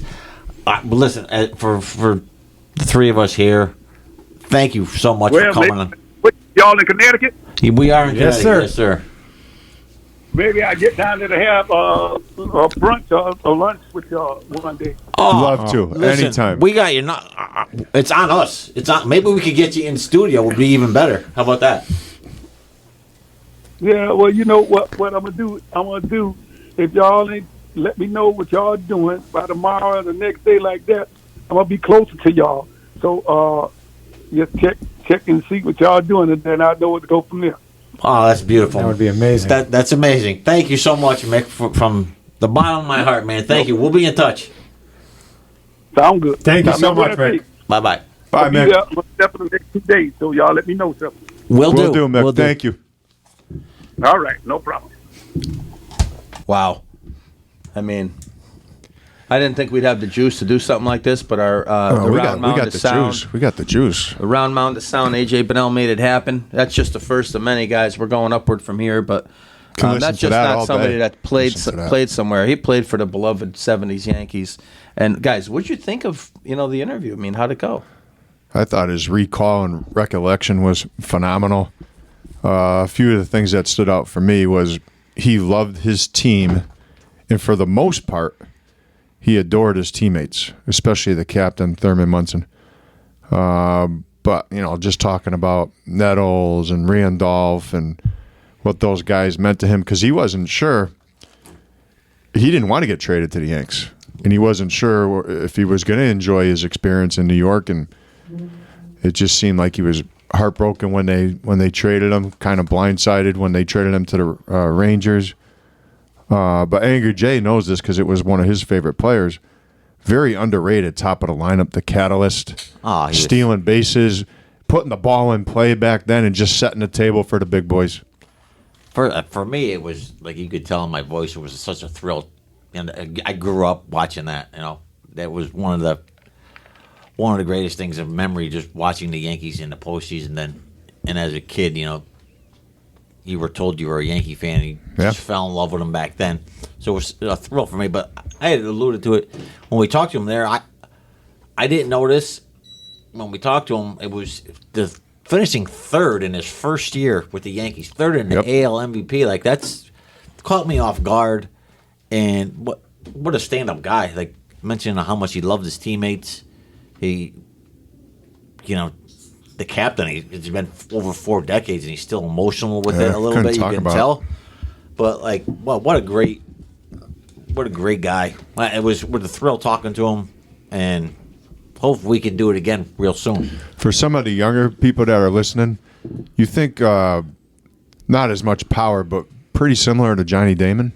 Yeah. Left side, not a great throwing arm, but can get the stuff in the outfield. Leadoff guy for some classic lineups. But yeah, the Mick and He was a postseason player too. Like other than the '76 World Series against the Reds, but he even alluded to it, like a stand-up guy, just an absolute stand-up guy. He's more of a Johnny Damon or a Brett Butler? I would say a cross between them. Yeah. That's both pretty Brett good Butler's comparisons. good. There's only one guy that hit in the '76 World Series for the Yanks, and we all know who that was. That was the captain. The captain. Look, Johnny Bench didn't have any problem hitting. No, the captain hit. You go ask Sparky Anderson. May you rest in peace. You asked that man. Munson. It's gonna be hard to ask Sparky too. I know. Oh, yeah. Well, we can't have those guys on, but we would love Ask to. Pete Rose. We could probably get him on if we Griffey gave him like Sr. $10.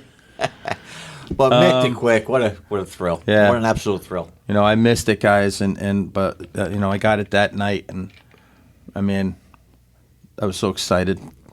Anyway, it's a shame, we talk about a guy like that and a team like that, and what we got now. Let's get off of baseball. I'm disgusted by it. I was really excited last night. I'm not a huge SB guy. After the first couple of years of it, it kind of wore off from me, But now the All-Star break, you get the extra 2 days off. Is They it used two? to come back and Yeah. play on Thursday. Yep. Jeez. Now it's Now they get the extra. Yeah, everybody's tomorrow. So who's getting rested tomorrow? Scheduled day off. I mean, this is ridiculous. Hey, but no, like every once in a while, the sports world just gives you, a gift, and we got one. LeBron's coming back. He actually let us know last night. He let us know. Like think about the sleep you've lost. not knowing. Yeah, because I was worried about whether he'd come back because he's so good for the game. So relieved. NBA Summer League. I mean, if I got nothing to do, I don't mind watching it. I mean, these are kids, mostly college players, and we know a lot of them. UConn guys, killing it. I've been watching a little bit. I mean, there's nothing on, so. But Loddy, how do UConn guys doing? Well, as you know, I don't put a lot of stock in it as a Knicks fan, especially because Kevin Knox was one of the best players in the summer league a few years ago, and Toppin was last year, and they couldn't wait to get him out the door. But Sonogo for the Bulls, he's playing between like 18 and 22 minutes. Last game, he had 15 points and 9 rebounds. Again, I don't know what their roster looks like in terms of what they need. But even if he can't stick with them, he's definitely showcasing that he could play a little bit. Hawkins is struggling though from the 3-point line, just 5 for 22, and if he's not stroking it, that I know Angry Jay, you had mentioned it. You're not sold on him, but if he's not shooting the ball well, I'm not really too sure what his role is. Can I get my money back? That's right. And then Andre Jackson, I know we all love him. He's trying to latch on with the Bucks.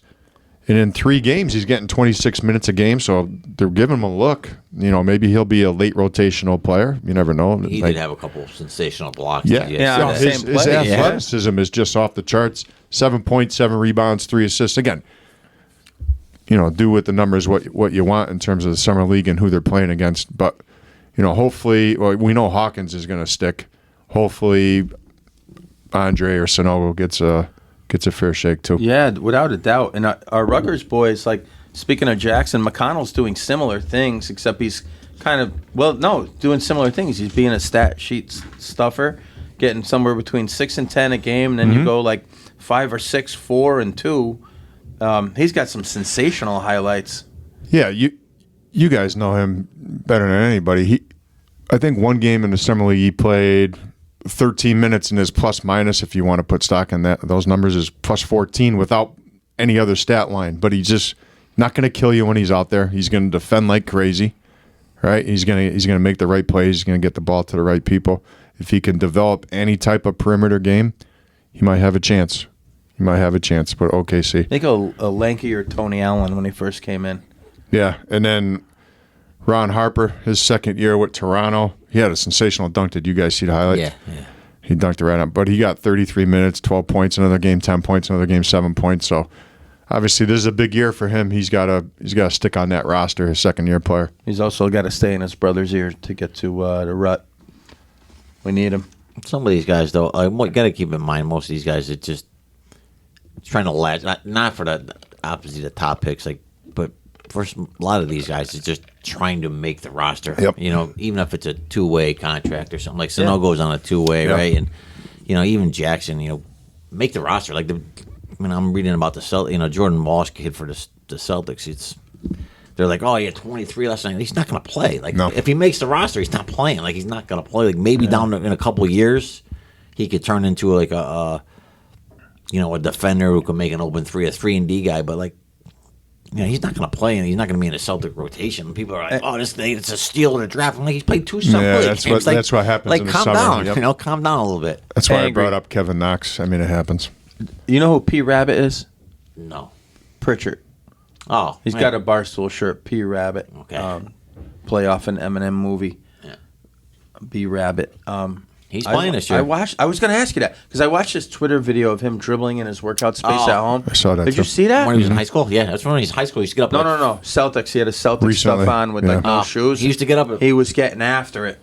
And my point is, Whipping the ball between his legs. Yeah. oh yeah, Yeah. With Smart not there, is He's he going to play? Oh, he's playing. He's definitely playing. I now. think he got gypped this year. Well, that's the big thing is they were with the Celtics. It was he kind of said I'm pretty much going to leave if I'm not playing. He was a 4-year college player and he's been in the NBA for 3 years, so he's 25, 26 now. He's like, I'm Running out going of to time. play. Yeah. And honestly, if he's on another team, he probably does play. In a rotation, he just couldn't get in the Celtics. They're actually. Yeah, he would have contenders. been better off being on a bad team. Yeah, he get up a bunch of three. He could shoot. He's one of the better shooters. The question is, can he guard somebody? Mm-hmm. When they played Miami, they kept running the screen and roll where he had to guard Butler because the Celtics just switched all their screens, so it's a problem there. But he can play. He's not bad. He's really not. I don't know if he can be a. He's not shy though. Let's put it that way. Neither was Marcus. No, He was outgoing, if you ask me. Marcus, Jesus. Anyway, just a little bit of wetting the whistle for some round ball coming up. Won't be too long before the high school boys You're are out surprised there. though. You're surprised LeBron's coming back, huh? I'm just Such a narcissist. that guy. pleased that does Man. He's got to be in the news. He's got to put himself in the news at all times. he did it on the ESPYs. Yeah, he's got to put himself in the news. Michael Jordan never told anyone who, he actually came back and we didn't know it. Pippen was showing the Jordan on the end of the shoes. When he came back, yeah, he His said, wife's We, dating his we son, hardly but- knew he was leaving, and we hardly knew when he was coming back. You just watch NBC Game of the Week, and hey, Jordan's playing today. Here he comes. Number 45. Yeah. Number 45. All right. This is for the Don Father, little Don Father shout out. But this is the way too early fantasy football projections. I'm just going to talk top 5, and we know nothing about the rookies yet, but just tell me, will this guy be in the top 5 of most fantasy drafts, no matter the format? Justin Jefferson, he going to go top 5? absolutely. Absolutely. Did he go 1 in any draft? Yes. Yeah. Okay. Yep. PPR leagues, he definitely has a chance. How about Henry, Derrick Henry? No. He's fallen that far? Yes. Running backs fall that far, though, right? How about CMC out in the Bay? Absolutely. What a risk, though. Yeah, but Such an injury guy. He's going to put up great stats for those 6 games that he plays. well, he does put up great stats for the 6 games, but he's such a he catches passes. Yeah, too, he's just so- a dual guy. How about Jamar Chase? That's a borderline one. Yeah, Top 5? fringe. Yeah, I don't know. Depends. Just depends who gets picked before him. Yep. Well, he's he would be borderline. He's Definitely he's top 10. dangerous. Yeah, top 10, yes. Top 5, Mahomes. Will somebody go early on a quarterback here? well, if you're Larry Decker, yes, but no. No. Top 5, no. There's too many good quarterbacks. So Saquon, no way. No. They don't even know if he's going to play. Yeah. He's Yeah, talking about for real? holding out and stuff. I saw yeah. that. Yep. Chubby? No, top Wouldn't ta- five. I wouldn't no. take any Browns in the top 100. I would. I would take him in the top 100. No, I love. I might even take Chubb. Brian Sipe in the top 100. It's funny you say Browns and Brian Sipe, so stay tuned. This segment sponsored by Skygazer Brewing. It's time for Who'd You Rather. Guys, last time I was here, we talked about tandems, teammates, duos. We're going to start out that way. Well, we're going to stay that way for the most part here. But I'm going to talk shortstop, second base combos. Okay. And we're going to go deep here. We're going to go deep 70s, 80s, and one of the groups a smidgen to the 90s, I believe. But we are going to go with Lou Whitaker and Alan Trammell versus Joe Morgan and David Concepcion. Wow. Good one. That's a good one. Most people would lean towards, I think, the Tiger guys, but I'll take the Cincinnati guys, Concepcion and Morgan. I think Morgan, out of the four guys, was the best player. Won back-to-back MVPs. You can say Concepcion was probably the worst of the four guys, but You can pick it, though. Phenomenal fielder. Definitely the worst hitter out of it, but they won 2 championships, so I don't want to steal Loddy's thunder because he always goes there, but I do. they're one of the best baseball teams ever, so Loddy, what do you got? I'll lean with them. I'm going to go just bias for the tandem that I watched the most and killed the Yankees. And I just used to love watching Whitaker play at Tiger Stadium with the short porch and right with the overhang. Not a Hall of Famer, right? Not a Hall of Famer. And then I just the amount of games, be. the amount of games they played together, and they were both great defensively and obviously offensively. So I'll go with the recency bias. And '84, that was one of the best teams I've ever seen. Okay, why do you say that? Like you made a face when I said Hall should be.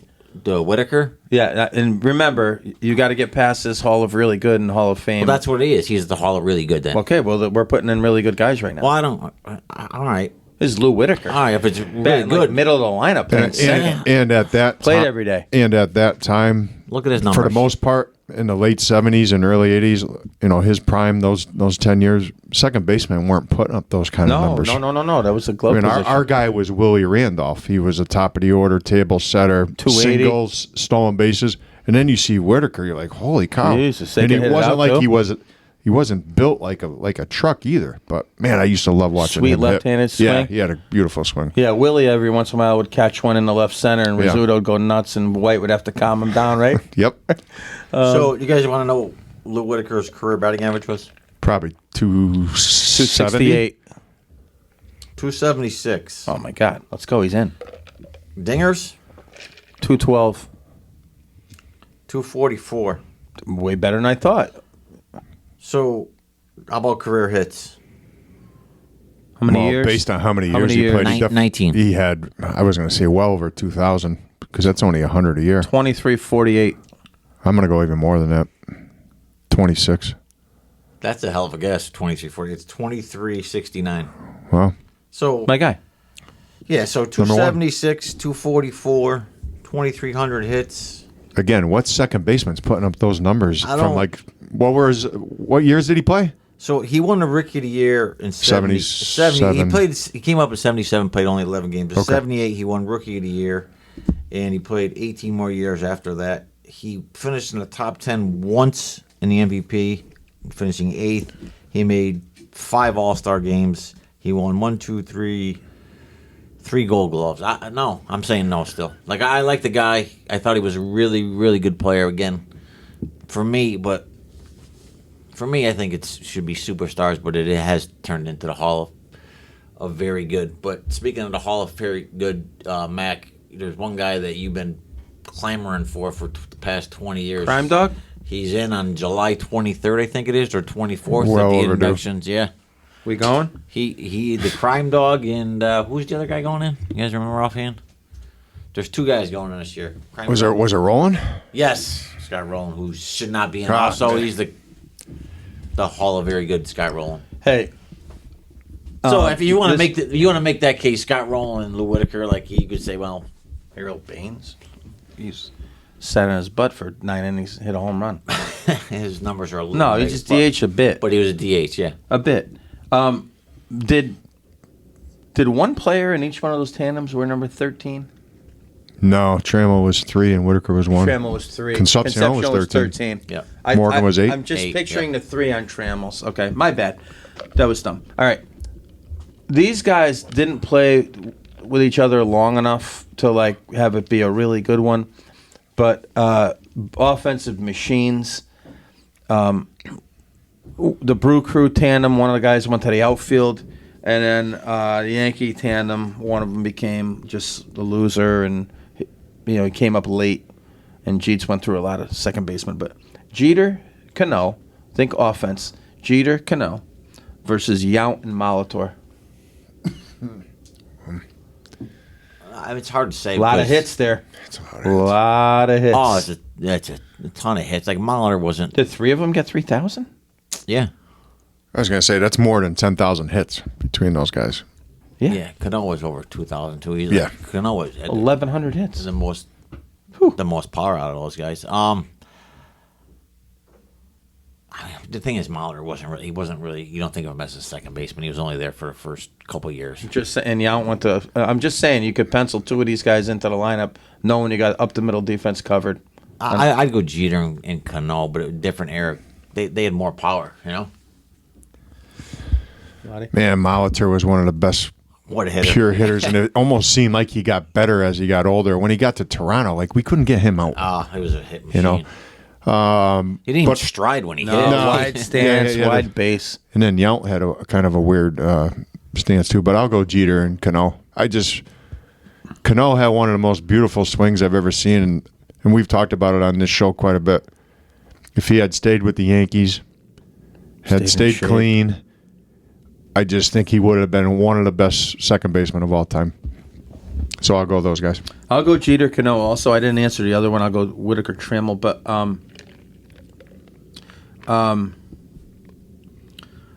the Brew Crew team back then, that was the Harvey's Wallbangers. Yeah. You're talking either Darryl Porter or Ben Simmons as a catcher. You got maybe a Rob Deere in there. You got a Ben Ogilvy. You got a Cecil Cooper. Yep. Who else am I missing on that squad? Gorman Thomas, Jim Gantner. Storman, Gorman, Thomas. So Rob Deere wasn't on that team. No. He was No. way later. That's what I But was you saying. had Ted Simmons was the catcher Cooper and for a while, Ogilvy. It And wasn't Porter. It was Simmons. Yeah, well, he came in later, Simmons. So. that was one of the first World Series I remember in its entirety because there was a lot of day games. The Yep. Cardinals and Brewers. I think it was 82. Yep. All right. So next one. Hang on, I want to throw some other because I love this stuff. Paul Molitor. You guys want to guess career hits? He's, I believe, in the top 10 all time. 34, 25. Yeah, it was 34. 33-19. How about this? 605 career doubles for you young guys that are not paying attention. 234 homers, 114 triples. Wow. Career batting average of 306, 369 on base. Phenomenal hitter. Number? One of the best. Ooh, 4? 4. Mm-hmm. Yeah. Yeah, that was a good question there. I almost got me. He won an MVP also. How about Yount's number? 19. Yeah. Who did baby. Molitor play with? Just the Brewers in Toronto? Who am I missing there? Minnesota, maybe? He played with Milwaukee and Toronto when he finished with Minnesota. Yep. Loddy. And he managed them. That's right. Remember that. Phenomenal hitter, though. All right. So the next one.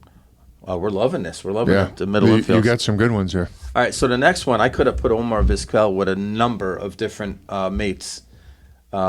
But I chose Alomar Vizquel with the Indians versus J-Roll and Utley.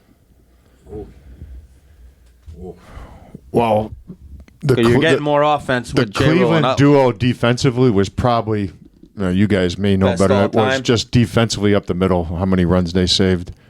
But I'll go, like Rollins and Utley's offensive production compared to Vizquel and although I don't even think it's close for me. I'm going with the Phillies guys, especially because of the offensive stuff. All right, so How many hits do you think Vizquel has? He had a ton because he played he forever. is 2,700, I believe. He's a guy I think should be in the Hall of Fame. And most people will disagree with me because he didn't have he's- any power. And he's also got some off the field stuff that got weird. Well, yeah. Yeah, and that'll kill him. Screw him. So did Alomar. if He it's became true. rare too. So I will Did he? say that. Wow, I don't know. I'll probably lean toward the Philly guys too because Rollins won an MVP. I don't think Utley did, but he was always in the conversation for years, and he killed us in 2009. But he was considered one of the best. Out of all these guys, though, I think Alomar was the best player. All right. I think like he was the one guy I always wished was like a Yankee back then. And as much as I hated him because he was good, but like Oh, he was great. he was so good. Spit Like, on an umpire. yeah, he got a little Spit in excited. the face of an umpire. He got a little excited. That's not a little excited. I'm That's, not okay. Look, I'm not telling you like we're just talking about players. Like yeah. unreal player, Amazing. For someone Spit in the- like spit that, in the face of an switch, umpire. switch hitter. Like He played for Toronto, smart. Baltimore, and Padres. Cleveland, though, which was kind of weird to Padres, play too. for that many He teams. come up with the Padres? He came up with the Padres, Mets, Mets, Baltimore, Cleveland. It's just Toronto. Toronto. It seemed like he played for a lot of teams for as good as he Possibly the was. best second baseman of that era, and he played for 5 different teams. And he really, Come on, man. he Guy's a really, bum. he really faded. He faded. not a and bum. He's a bad man. He faded late in his career, and people don't even talk about him. I thought he was one of the best players in baseball for about 5-6 Definitely. years. He's a Definitely bad man. bad player. He's a bad man. So- He spit in the face of an umpire. Spit in the face. So I'm gonna tell If you something. can't handle a bad call, you're in the wrong profession, buddy. Dude, he made a mistake. That's a bad mistake. He did, and he paid a price for it. Yeah. How about Utley? You guys want to guess dingers? He played 16 years, and I will tell you this: his last Played with the Dodgers late, his right? last half dozen with the Dodgers, like he was not good. He didn't play a ton of games. Like I'll give you his games for the Dodgers. real quick. 302. Too high. He did have some phenomenal years with the Phillies. With the Phillies, how many times did he hit more than 30 home runs? 1, 2, oh jeez, 1, 2, 3. But he had high 20s a couple times too. 245. He had Come on, Loddy. How many did you say? 245. He did have 1, 2, 3, 4 straight years of 100. I thought you said 30 something. He told me it was way too high. Oh, Price way is too right high. over there. 246. 259 and a career 275 hitter. He wasn't as good. Yeah, you know what? I might have overstated him a little bit then. His first few years were incredible. No, when he was good, he was really good. Didn't he hit a huge home run at Baseball Classic too? One of the first ones. Oh yeah, Big yeah. dinger for USA. We couldn't get him out in the World Series. All right, let me go back here, Bobby guys. Mack, can I go back real quick Yeah, too go to ahead. Alomar just to make You gonna throw stats out because I got him too. not stats. Just how many teams he played for.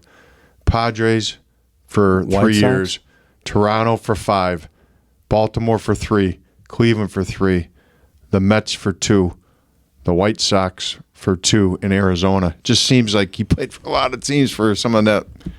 I don't for that remember- much I don't talent. remember Arizona. Remember the White Sox that came in late So to me. he hit 210 career. This is Alomar, 210 career home runs.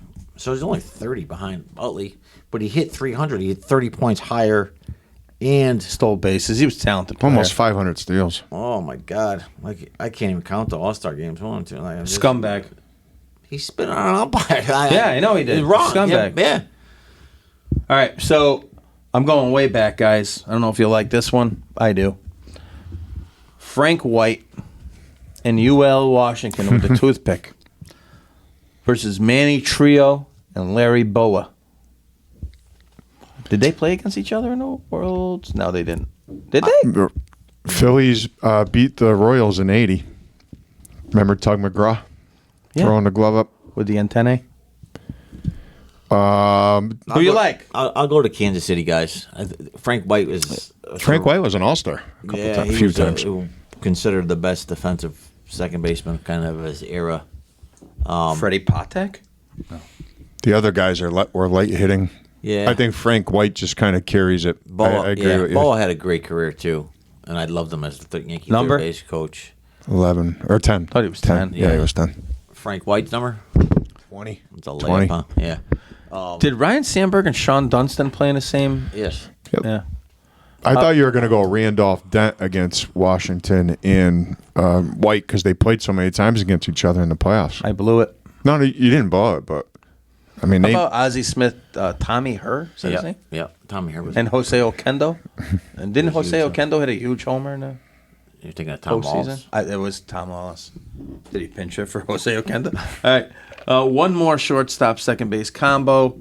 Bringing it a little further back than those guys, or a little bit more recent than those guys. Barry Larkin, Hall of Famer, and the very athletic, Shouldn't be. and the very athletic Pokey Reese versus the incredible glove man Ray Ordonez, and number 9 Carlos Baerga for the Mets. Second half of his career. Yeah, Baerga was definitely past his prime. Ordonez couldn't hit, but he was a wizard. No, I got to go the other guys. I don't. With the Mets, Baerga. Reds. Yeah, I got to go. I got to go Larkin. Larkin was a hell of a player. Yeah, really good. I'll go Cincinnati guys too. Was Pokey Reese the second baseman when they beat the A's? Why am I thinking he wasn't over The there? A's When they beat the A's. in early '90s. Yeah. Nah, no way. That's what I'm saying. He brought up Pokey Reese. No, he Who was playing second base? Because Sabo was at third. Larkin was at short. O'Neill was in right. Yeah, they had Eric Davis. Davis, and the catcher was Joe Oliver. It was Oliver. Who the heck played second Ed base? Sabo. 1990. It wasn't Pokey Reese because there was a big talk was Pokey Reese getting traded for the Reds wanted Alfonso Soriano before he came up for Pokey Reese, and Cashman actually was smart enough then to actually turn that down, I guess. That I remember. But geez, who was the second baseman? You're gonna say it, and I'm gonna go nuts. I'm going to give you another 30 seconds. It's right on the tip of your tongue. Second baseman for the You know him because he helped the Yankees win a title 6 years later. Same position. We play today. We win today. Mariano Duncan. That's it. Oh my gosh. So Oliver at catcher. First base was, remember Todd Benzinger? Yeah, he And was Billy a Hatcher was he in a left field, and then platoon. we got the rest of the guys. Yeah. All right, guys, we're gonna move. Oh, I'm taking the Reds, guys. Ordonez was a heck of a fielder, though. Overrated player though. Wasn't he was a terrible hitter. Well, he came up with all those other shortstop. Remember And then people Jeter were and saying he was Nomar better than Jeter. and Remember that A-Rod one? and those guys. Matt fans said he was better than Jeter. Whoops. He's a better fielder than everybody but Vizquel in that time. Yeah, I'll give you that. Hell All of a I fielder. said was fielder. No, by the hell way. of a fielder. You guys are freaking turning it on me. All He right, couldn't hit, man. all right. Let's talk football. Montana to Rice, and let's frame this. Not career. We're gonna go 1 year. Montana to Rice, Brady to Moss. I'm going Montana and Rice. Like they were a machine. Yeah, pick any year, and I know you're saying one season, but they had about, 5 or 6 where they were legendary, so I'll take them. Although I'll Moss was freaking... I'll take Brady and Moss, no doubt. That one, yeah. I mean, that 1 year was unbelievable. I had him in fantasy. Peyton Manning, Syracuse's Marvin Harrison versus Steve Young and Jerry Rice. I'll go Peyton and Marvin. They have the most touchdown passes, right? I believe combination. I mean, it's hard to go anything against Rice, but Jerry Rice, one of the best 5 players of all time, right? he might, yeah, Or he might maybe be top the, 3. He might be the best Or the player of best. all time. But I'm going to agree with you with the Manning to Harrison combination. For me, that was just must see. Numbers off the charts. They were machines. Yeah. They were just machines. And it wasn't like it was just precision. Yeah. You know what I mean? He was coming out of his turn and the ball was there and the run after the catch. Although, what do you got, Rice? You thinking? No, I'm gonna take Peyton and Harrison, man. I mean, they had it going. They had a big 3 going too. Big 3's coming next one, but or next week. But how about Aikman and Irvin versus Bradshaw and Swan? I don't think it's close. Bradshaw and Swan wasn't as prolific as everybody thinks. Swan just really caught a few big passes in the biggest games. Irvin and Aikman for those handful of years, that was kind of fun because Irvin didn't have that breakaway speed and he wasn't like a beautiful receiver. Physical he receiver. was just, he would box you out and he'd catch that 50-50 ball. I'll go Irvin and Aikman. What do you, Jay? It is tough for you. Go for it, man. I'll go to Pittsburgh, guys. I mean, it's different eras. Yeah. Give me a break, dude. different eras. Speaking of losers, I mean, Michael Irvin. I mean, What about him? I mean, he had some problems. Let's put it that way. Just one or two. He's all right. Great player. No, they keep setting him up. Great player. The There's Eagles, some when he got laid out on the turf, they're the tough Eagles to, fans. They're tough to. It's tough. I mean, there's 70 guys like, Bradshaw and Stallworth and Swan. I mean, they didn't catch a lot of passes. It was just a different era. They didn't throw the ball as much. Legendary back then. stories when Irvin and Aikman would get together for their workouts before training camp, where the ball wouldn't hit the ground for an hour and a half. I mean, reporters are like, the ball never touched the ground. All right, how about Kurt Warner and Torrey Holt versus Kurt Warner and Larry Fitz? I'll Which go one's better? Warner and Fitz, especially if it's 1 year. Mm-hmm. Fitzgerald is a really underrated player, and modern. He was always on bad teams except for 1 year, but phenomenal. He has more career tackles than drop passes. How about that? As a wide That's a receiver, great stat. What's that? he has more career tackles than drop passes. Then drops? Yeah, think about that. I just Pitt. I just remember the Super Bowl how great he was on, and he didn't get a chance, as you mentioned, to be on the big stage very often. You remember the NFC Championship game? Jesus. Yep, and just We held him to like 9 catches for 3 touchdowns and 300 Fitz was yards. one of my favorite players of that era, and for that 1 year, although the greatest show on turf was pretty good, I'll go with Fitzy. Me too. Loddy, what do you think of the University of Pittsburgh? What, are you setting me up for something? No. I mean, who's their rival? Penn State. It's only 2.5 hours away. I didn't realize it was that close. Because when I was there the last few days, like all the professors and the deans and the advisors couldn't say it enough that Pitt is the rival to Penn State. I don't even know if they play anymore. Oh, we're defacing On the the football stadium, field. though. No doubt. Like homecoming weekend, we're going. I don't think they're playing. They open with West Virginia. All right, let's shift gears to some quarterback tight ends. Fouts and Winslow versus Elway and Shannon Sharp. Well, this doesn't mean this is the right answer, but Fouts and Winslow is kind of why I fell in love with football in the overtime game down in Miami. Lateral game, yeah. Yeah. So I'm going with Fouts and Winslow. Not a knock on the Elway Sharp tandem at all. But Winslow was kind of ahead of his time at the tight end position, I believe. Obviously they're featured a lot more today, and I love number 14, Fauci. I agree. Eric Coryell, remember that? Yep. Wow. Alcola can't wait in a 4 o'clock game. I'll take Enberg. I'll go with the. You love it. Rowan Olsen, too. I'll go with the Charger guys, just because I loved Eric Coryell, and they were like the first team that actually started passing the ball a lot that I remember. No disrespect to the other guys. I think John Elway, by the way, might be the most talented quarterback I've ever seen. I know Loddy doesn't have great memories of him, but Nah, what? you gotta give him credit, though. If John Elway played in today's era, with the way he can throw the ball, everybody says he had the best arm.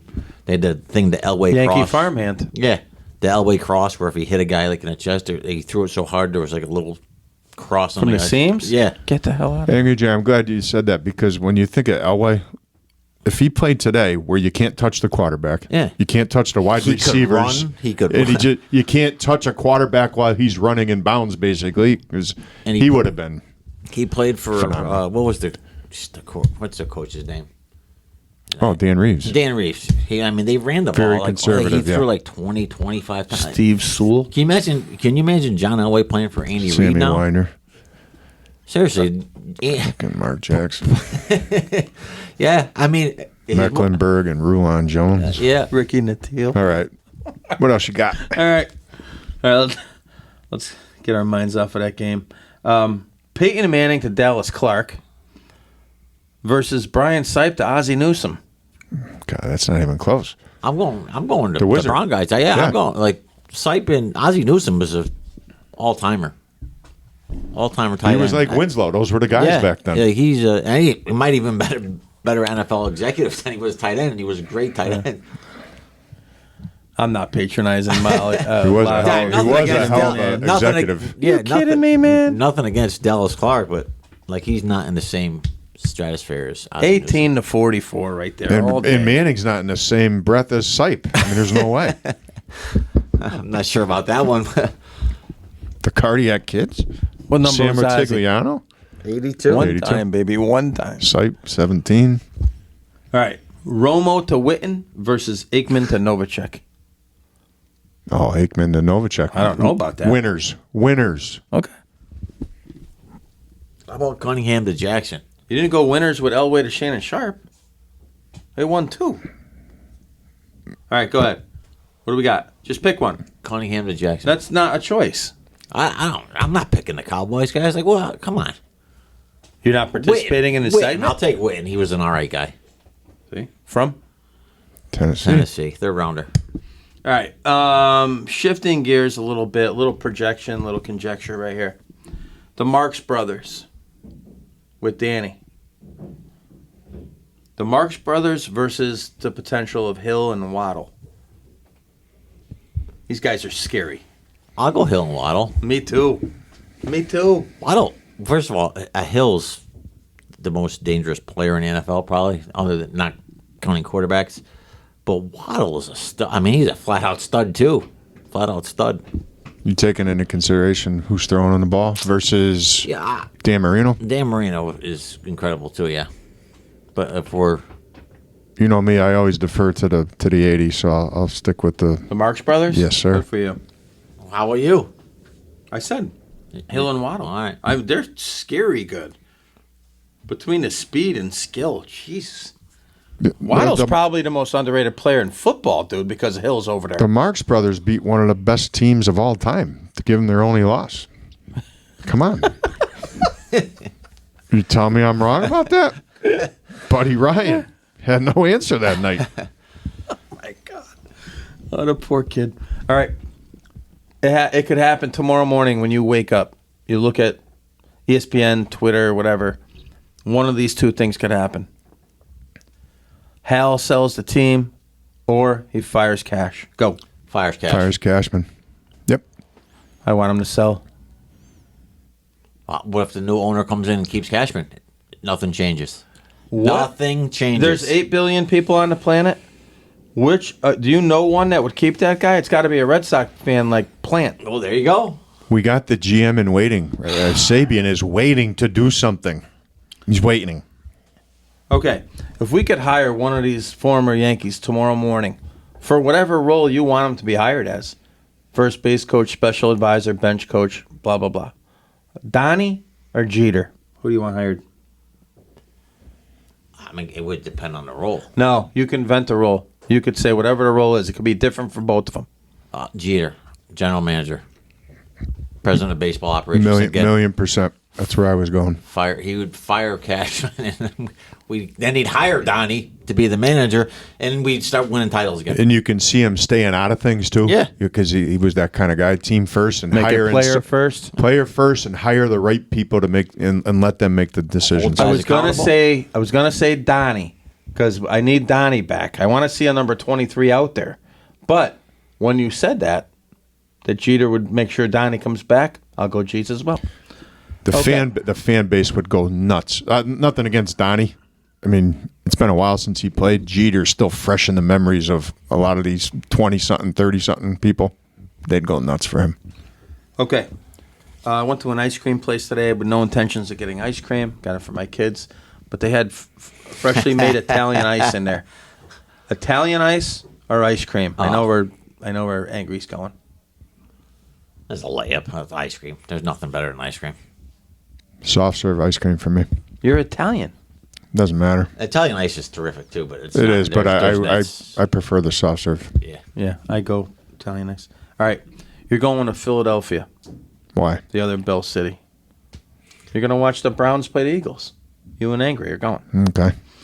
You go, I don't know which one's Pat's or Gino's, which one does which, but you're each having a cheesesteak before the game. One has Cheese Whiz, the other one has real cheese. What are you going? Well, I need real cheese. Yeah, me too. The cheese whiz.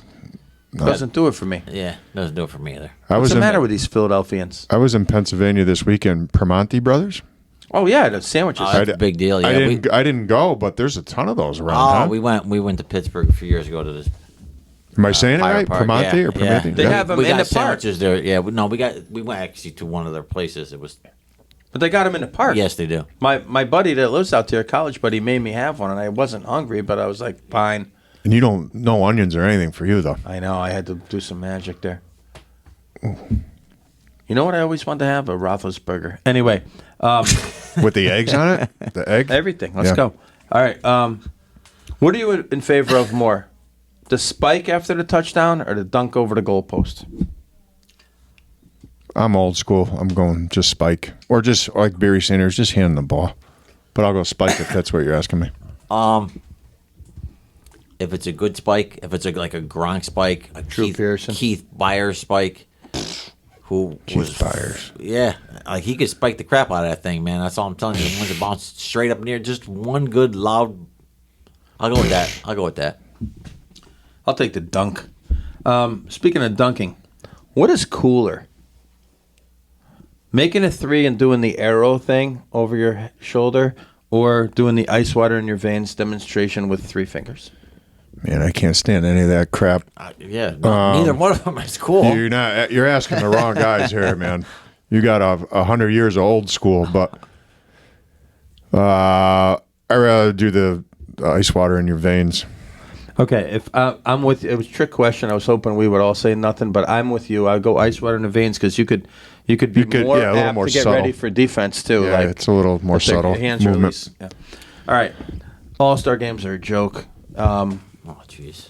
They got to get rid of all of them, but baseball I thought would hang on and make it an actual contest. Too much money at stake for these babies, these little babies. You want to see them go? You want to see the baseball All-Star game go? I don't want to see baseball go, no, because growing up as a kid, that was one of my favorite nights of the year. I would like to see them go back to whatever uniform they wear during the regular season because everybody wearing the same thing. Great pictures, too. Great team pictures. I understand the pitchers all pitch 1 inning. It used to be the starters used to go 2 or 3 when I was younger, right? I would like to limit the offensive players a little bit so the main guys can get 3 or 4 ABs. Nah. It drives me nuts. I want to see the best players get 3 or 4 at bats. I know it's not going to happen. So, but I agree with you. All All-Star games suck. The baseball one by far is the best one because the guys actually try. Like they do they care? Probably not, but they try. Unlike the other All-Star games where they don't even try. I mean, football's turned into flag football, right? Did they change it skills, no. So, but the baseball one, I mean, there are a lot of just kind of stuff. There's too many guys. Like, I mean, I get you want to play everybody, but there's just now they put there's like 1 million guys on the team. Like, it's awful, kind of. You know, but at least they're trying. I mean, the pitcher tries to get the hitter out. Like, you can't say that in the other sports. And there's too much money in it for them to actually get rid of it.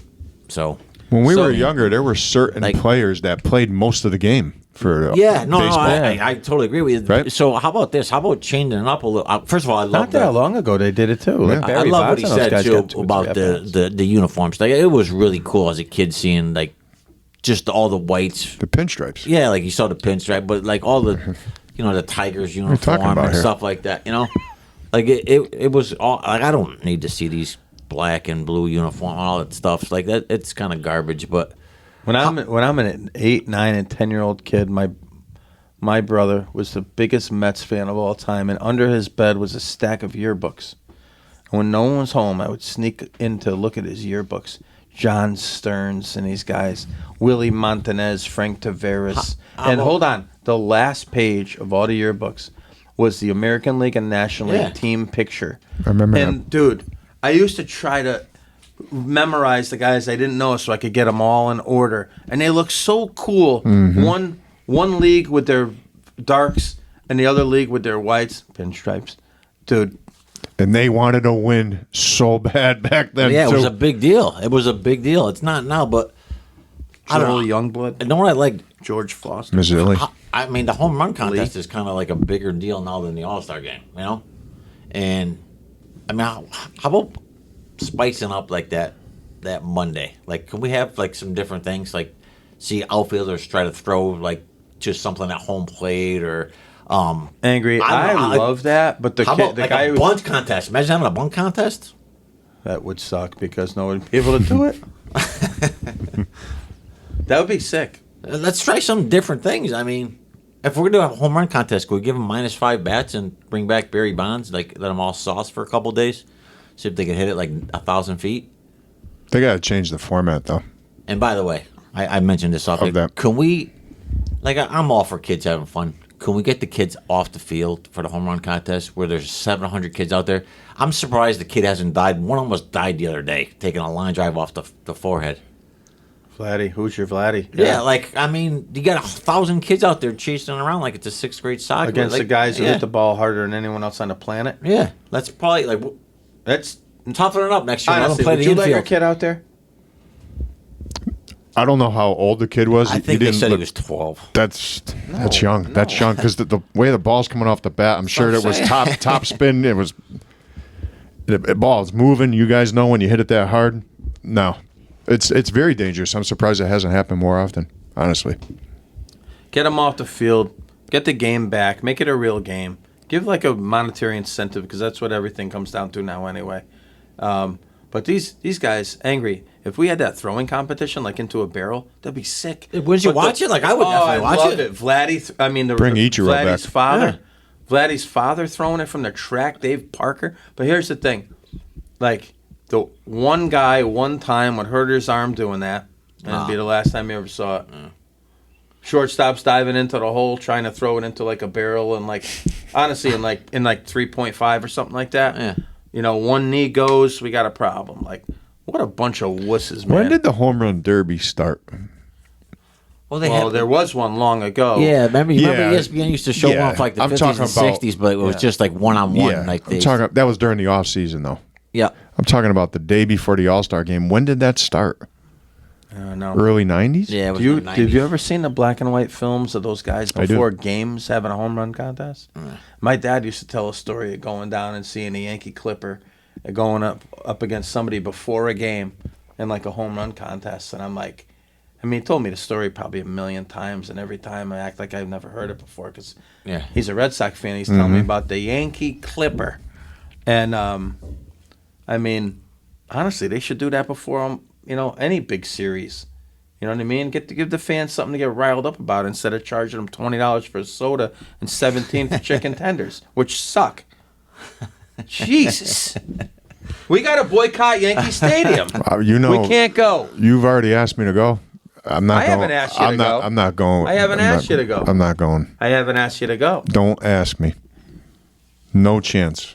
I might go down McLean and watch a game on TV. That's something different. I am not going to the stadium. I might go down McLean. That's something different. All right. Listeners, we're going down McLean. Thank you, Mickey Rivers. Thank you to Round Mound of Sound. Thank you, Skygazer. Thank you, Angry Jay, for trivia on the way out the door. Go. I got a few trivia questions for you guys. 4 guys hit 400 dingers, and they won 10 Gold Gloves also. Again, I'll repeat it. 4 guys hit 400 home runs, and they also won 10 Gold Gloves. Pretty. Willie Mays. Willie Mays. I was going center field with the kid Griffey. Griffey is correct also. So we got Mays and Griffey. 2 down, 2 to go. Give us hints here on positions because we don't have all day. Third baseman. League. Third baseman. Forget it. Enough. Brocious. He just came up a little short, like 300 dingers. Michael Jack. Michael Jack Schmidt is correct. Nickname? That's 3. Nickname is Herbie. I said it to you for a million times. Yeah, where's that come from anyway? Don't know. Okay. Hint on the last one. He's Griffey Schmidt. Not a Hall of Famer, borderline Hall of Famer. Killed the Yankees in a couple World Series. Considered one of the greatest center fielders of all time, definitely for his era. That probably was too much. I'm thinking Torrey Hunter, but he doesn't have that many homers and didn't kill the Yankees in the World Series. Give me the team. We got to move. Give me the team killed the Yankees, but Atlanta. Oh, his rookie year. He had 2 bombs, Andrew Jones. Jones. Jones, Yep. 96. 2 bombs off We'll, Pettit, I we'll think. save the other trivia for next week. Thank you, guys. Kevin Ross, too. Thank you. Thank you, Kevin Ross. The other, we can't call him the round the sound. That's AJ. How about Mr. Sound? Thank you, Mr. Sound. He was phenomenal. Thank you, Kevin. Sorry for the same content over and over again, but this Yankee thing is just a debacle. It's just downright embarrassing. I'm not going to watch the rest of the year. I'm done. That's saying something for you because I'm done. I haven't heard you say we're back for 2 weeks. We haven't won 2 games in a row, 2 out of 6 yet. All right, so thank you all of our sponsors. Guys, hit us up with those names. I'm leaning toward yank me, making that a verb. Yankee Talk. It means Yankee Talk. Bristol Boys is out there. Nutmeg News. Charter Oak Chatter. We need something. Bell City Podcast. Bell City Podcast, because we're going on Spotify, and all you guys, we're going to give you a break. There's no more YouTube Max or whatever, and no more refreshing. You're going to be able to set it and forget it, and you're going to listen to us all day long, just like you always wanted. Good night.